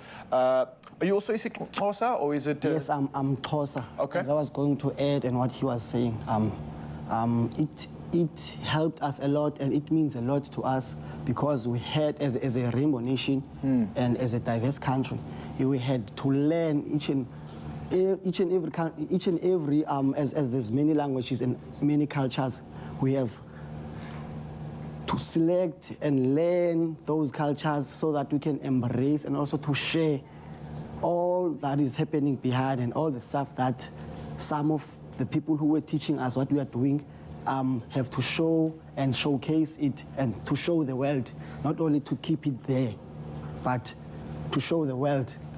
I love it. Show the world and celebrate the culture. Nakai as well as Mzonke are going to be at the Heritage Day event on the day, and I believe you're going to be performing at the V&A Waterfront, right? Just sharing some of the culture. What can we expect on the day? What can we look forward to maybe? All right, at the Waterfront, this is a class art combination, but we work with so many groups. So at the V&A Waterfront, it will be another group that will be performing, but we also work together with Izakaza. So there in Waterfront, we will be celebrating the Heritage Month at Amphitheatre in Waterfront. There we will be performing the Zulu dance. We will be showcasing there, performing for our audience. Absolutely love it, and I definitely am getting excited for this. Gentlemen, you definitely, ladies and gentlemen, you definitely want to get involved, and if you are out at the Waterfront, then on Heritage Day, you can see them perform, sharing and celebrating this incredible culture, and of course, something that is so important to us all. I'm telling you, you're not going to be able to resist. Gentlemen, thank you for coming through today. Thank you for sharing that, and I can't wait for that day, and I'll see you there. Thank you very much for having us. Oh, thank you so much, gents. Cannot wait for this. We're going to lift the roof in just a moment. More reasons to get excited. Of course, Colour Your Plate with Koo is back, and they're on the search for Mzansi's next cooking star again with season 2. If you don't know, you've probably been sleeping under a rock, but let's fill you in anyway. It's an exciting reality competition that really is the starting point for any future foodie, and it is not to be missed this evening at 7 p.m. on SABC2. Here's the thing, there's a lot in store for you tonight. Okay, you're going to get to see 5 more passionate foodies cook off to impress the judges. I'm talking about Ruben Riffel and Arthur Ramoroka. No pressure. It's going to be, I mean, it's a tough one to stand in front of those two. But you also get mentored by them in the process, and Ruben is dishing out gems as he cooks. I love it. Arthur, from a nutritionist's perspective, is also just dropping in those gems. I love it. It's inspiring. It is inspiring, and that's the whole point of this. We want you to be inspired by Colour Your Plate with Koo, and of course, stand a chance to win a seat at that finale table and on the judging panel itself. Well, here's the thing. We know that you sit at home and, as I do, watch these contestants. Judge anyway. Judge them anyway. So how about joining the panel? But to enter, watch the weekly challenge on the show tonight and cook up a nutritious meal using Koo's hero ingredient at your own home. Head to Koo social media channels and post your photo, the meal description, and add the hashtag Colour Your Plate with Koo, in the comments of the competition post. Simple. Go and do it. Don't miss tonight's episode as well if you're looking for that inspiration, and as well as seeing who is going to make the cut. If you want to get even more excited, get yourself a tin of baked beans that is this big and take a look at this. This Tuesday evening at 7 on Color Your Plate with Koo. With 1 hour on the clock, who will impress the judges and earn a spot in the next round? Want to see those dishes? Color your plates! Featuring Blitzbokke rugby sensation Seabelo Senata as guest judge. It is nice to see like the different variations of food. I'm hoping that it will be done in time. You're going to see, when you taste this, you're going to love it. We're looking forward to tasting. That's Color Your Plate with Koo. Tuesday evenings at 7, only on SABC2.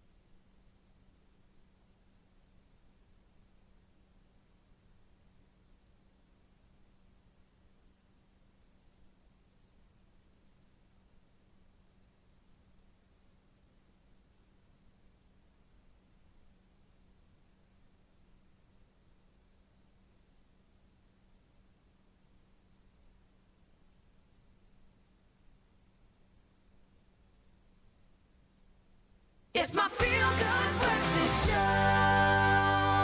Welcome back. It is your Feel Good Breakfast Show, Expresso. Thank you very much for starting your day on the feel good side of life. Let's talk about sugar, some sweetness, some sprinkles of that, because Hewlett's Sugar is proudly South African. I mean, it's one of South Africa's most iconic brands.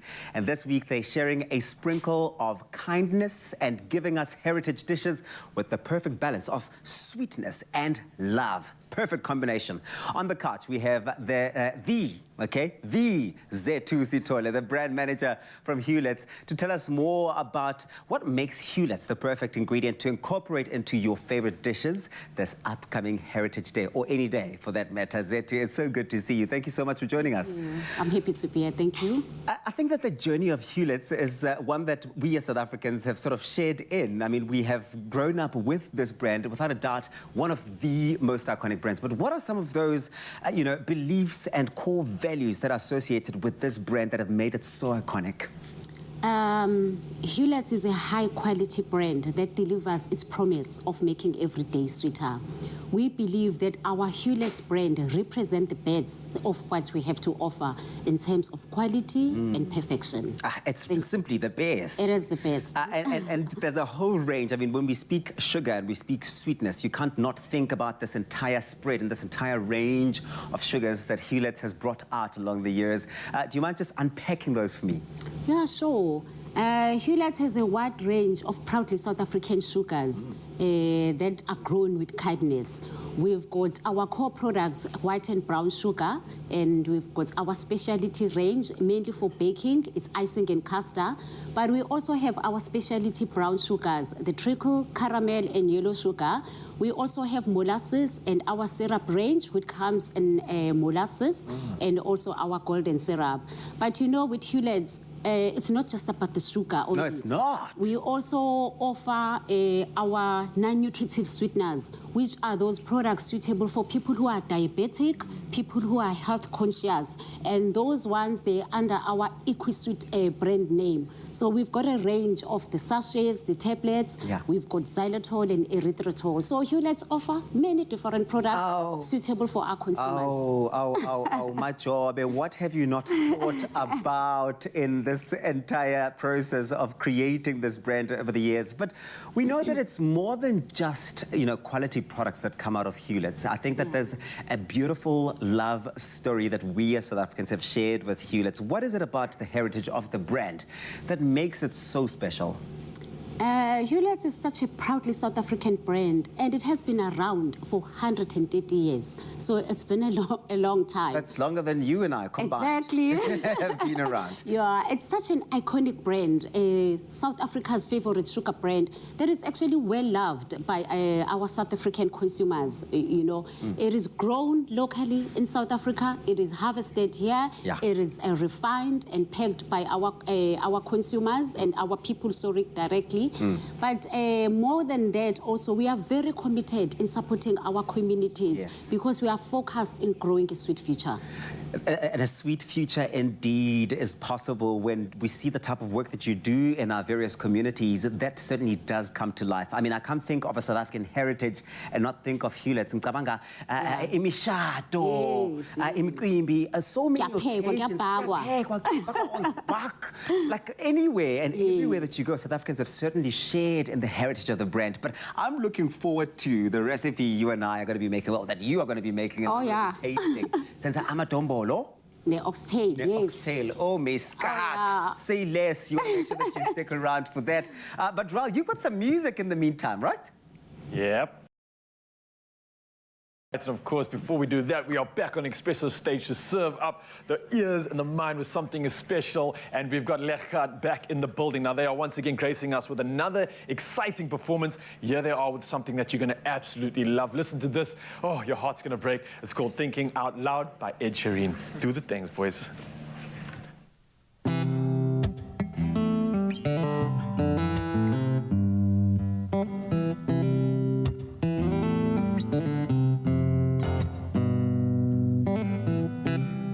When your legs don't work like they used to before,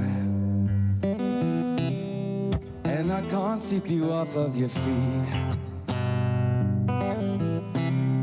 will your mouth still remember the taste of my love? Will your eyes still smile from your cheeks? And darling, I will be loving you till we're 70. Baby, my heart could still fall as hard as 23. I'm thinking about how people fall in love in mysterious ways. Maybe just the touch of a hand. Oh, me, I fall in love with you every single day. I just wanna tell you I am. So honey, now take me into your loving arms. Kiss me under the light of 1,000 stars. Oh darling, place your head on my beating heart. I'm thinking out loud, maybe we found love right where we are. When my hair's all but gone and my memory fades, and the crowds don't remember my name. When my hands don't play the strings the same way, oh, I know you will still love me the same. 'Cause honey, your soul can never grow old, it's evergreen. And baby, your smile's forever in my mind and memory. I'm thinking about how people fall in love in mysterious ways. Maybe it's all part of a plan.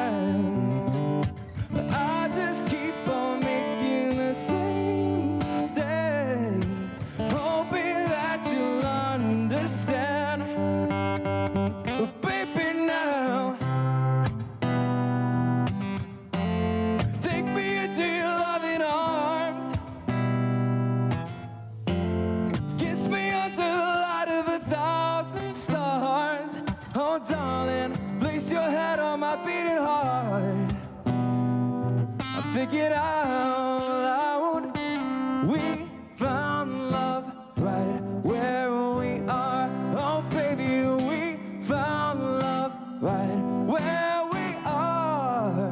We found love right where we are.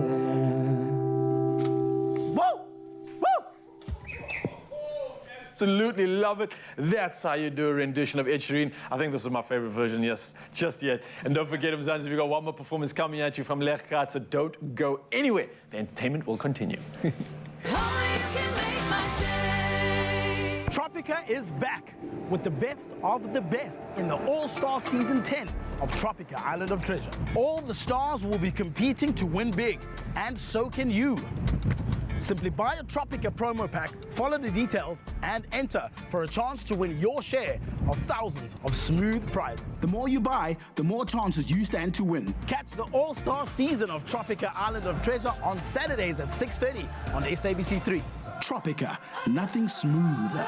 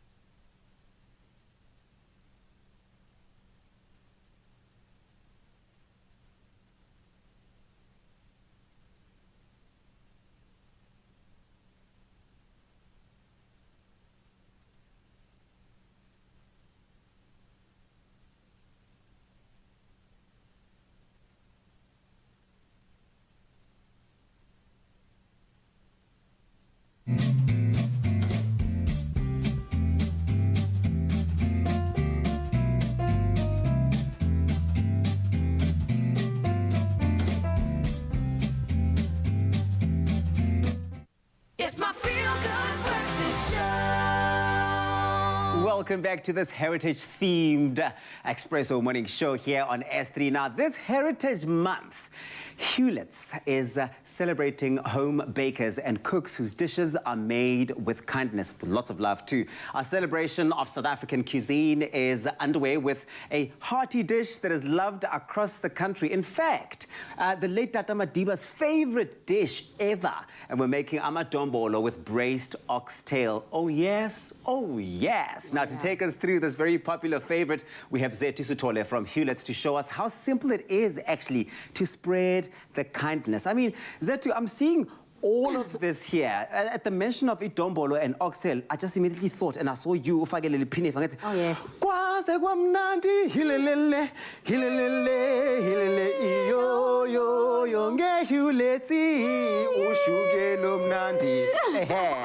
Okay, this is really fantastic. Take us through your ingredients. I mean, it's a full counter.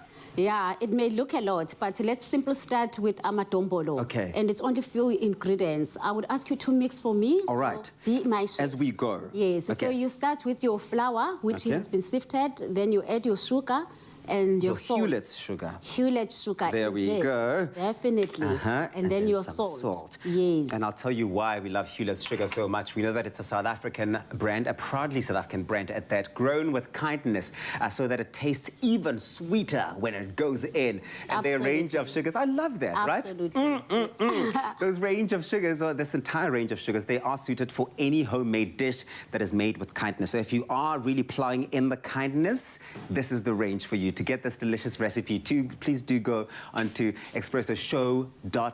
calm. It's a festive one. I love that. Okay, so our sugar has gone in, salt has gone in. Then it's your yeast. There is with warm water. Okay. Then you just mix those all ingredients together. Fabuloso. And what have you got that side while I mix all of this together? Then I can start with the oxtail. Oxtail takes quite some time to cook. But what you need to do first, you must make sure that you brown your oxtail. You just put some flour and then you brown it. I've done that to save time. I think anyone that makes you oxtail really does care about you and is kind. Oh. Because oxtail is not something, it's not an everyday thing, this one. Special occasions. Definitely. Oh, yeah. So what have you got in there? So now you just add your onion, it's chopped. Then your chopped carrot, you just mix. And then you've got your celery that you just add as well, all chopped. And looks so nice and colorful. It does. I was going to say that I love that already the recipe is somewhat of a 7 colors experience and we haven't even gone that far with it. Exactly. But then once you start stirring those, then you simply add the rest of the ingredients. These are our bay leaves. Stunning. You add your tomato paste. Oh, man. I mean, I can already preempt what those flavors are going to be doing in there, that marriage of flavor. Hey? I'm telling you. And the bay leaf, it just gives you that nice aroma as well while you are cooking. You know, our chef Clem here on Expresso, I mean, he literally, he swears by it. He lives on bay leaves. He grabs them from his neighbor's tree. Like, it just... On anything. Exactly. And then you just get that nice flavor. Yeah. Yeah. Yeah, then I've just added my tomatoes, which are chopped as well. You let that just simmer for a while, and then we're gonna start adding our oxtail and the rest of the ingredients. What is your top tip when it comes to this process here of the recipe? This is nice, you know, for me, I say you are a cook or you are not a cook, you're not used to it. Yeah. You can actually add all these ingredients. I love that. All of them at the same time. So this is the tip for those who are not good at cooking. Yeah, well, basically this is a tip for if you are like Tabi, so you love good food, you want it to taste really, really good, get all of the ingredients together, just hoy them all in one pot. All of them. It all comes together eventually, but make it with love, make it with kindness. Exactly. Then it'll taste good. Exactly. So, Jans, your rest of the ingredients. Yeah. Now you can add your oxtail. It just goes there. Oh, I mean, that looks so good. It's so generous. This is our Worcester sauce. Oh, do you say Worcester sauce? Because you know it's a thing here in South Africa, hey? It's a point of contention. Yeah. You know, I was asking someone that, do you call it Worcester sauce or Worcester sauce? Yeah, you know, So it's an ongoing thing. That is the diversity with regards to South African Here we go. consumers. Listen, if you're coming to my kitchen, you call it what I call it. In this house, we call it What do you call it? In this Thank house, you. And what did I call we call it Worcester. Worcester. Those are the rules of the house. Thank you. Then it's your salt and pepper. Great. And this is your stock. And the very last ingredient is your wine. Great. And if you wanted to substitute that, of course, you can have non-alcoholic wine. I love the fact that there are non-alcoholic sort of variants to wine that are available, and they certainly do add the same experience to your dishes. Now, you're going to love Zethu for this one because they're giving you Zethu and Hewlett's. Hewlett's wants to make sure that you win yourself a hamper valued at 1,500 Rand by simply going onto our social pages, Expresso social media pages, and answering the competition post. It's that simple. What dish celebrates your heritage? And we love to hear those stories. We want to hear and see all of those dishes be represented and coming through. But please make sure to include the hashtag made with kindness in your entry. Enjoy more heritage recipes from Hewlett's by signing up to their newsletter. I mean, I've had so much fun since I found out yesterday that I'd be meeting Zethu today. Just going through all of those recipes reminds me of proper, authentic South African experiences. Check out their website. You can find those recipes on hewlettssugar.co.za for more information. And you're going to be inspired. You're going to get lost in it. But well, you want to get your hands on this recipe. I mean, you see, I'm like already hungry. Look at it. You want to get your hands on it, go on to expressoshow.com. So, yatlangana, everything, that's what it looks like when it's all done. Idombolo ne oxtail. So this is what the dish looks like at the end. Yeah. What would you call that dish? What would you call it? Like the Zethu?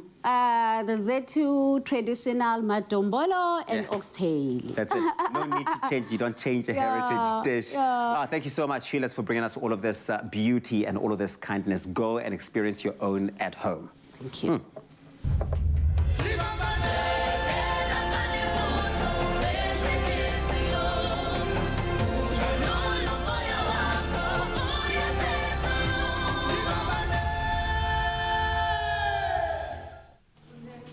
Oh, thank you so much for that. Now that we've got dinner and pretty much the eats for the rest of the day sorted, let's give you a little bit of entertainment. And I think out of the hundreds of groups that I've been lucky enough to entertain on the show, the one mark of greatness has to be humility. And these gents have it in spades. So I hope that never changes.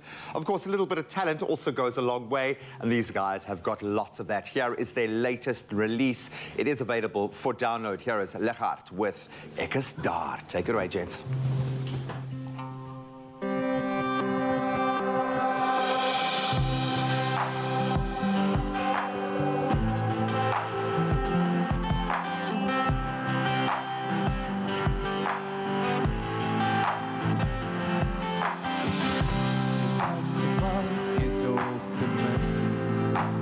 Dat jou drome staan daar waar jy nou gaan.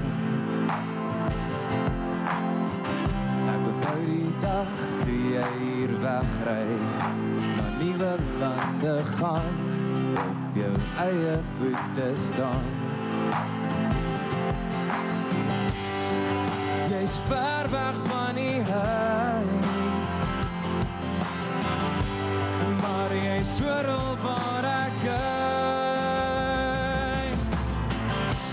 Oral waar jy gaan, as jy alleen sou staan, maak net jou wat toe en ek is daar. As niemand jou verstaan, weet jy, praat jou taal, roep net my naam en ek maar ons verseker dat ons baie weer sou kruis. Die tyd sal ons nog wys. Jy's 'n swerwer op jou eie roete, wat na die onbekende lei, maar daar's iets agter bly. Op jou rigtinglose reis ry jy in cirkels terug na my.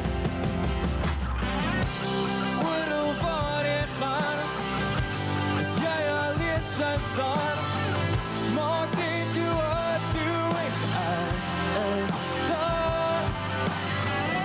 As niemand jou verstaan, weet jy, praat jou taal, roep net my naam en ek is daar.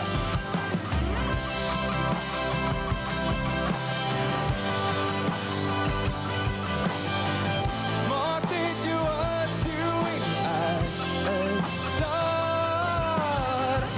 As niemand jou verstaan, weet jy, praat jou taal, roep net my naam en ek is daar. Yes, man. Absolutely beautiful. If anyone is separated from the person that they love the most in the world, hopefully that just brought you a little bit closer. I've been there for the moment of becoming for a lot of groups, and I'm so glad that we got to connect with you now. Don't forget us, little people, when you guys hit that next level. They're amazing human beings, as I said, and phenomenal artists doing something really special. All the music that you've heard today is available for download. That is how you support South African music. Gentlemen, thank you so much. Absolutely amazing.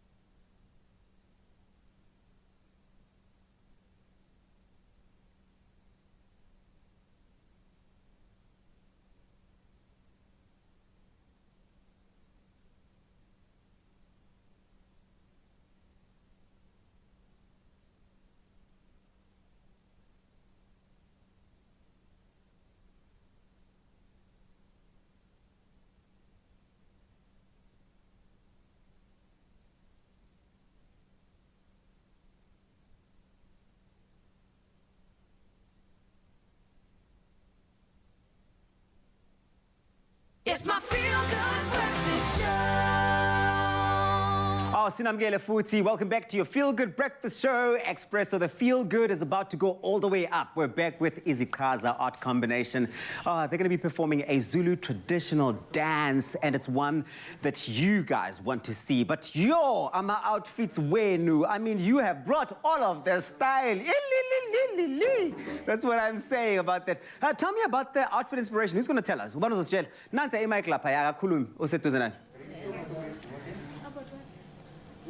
It's inspired by South Africa. It's inspired by the beauty of South Africa and the beauty of our people. But you know what? Less talking, more dancing. Oba, eshe silapa.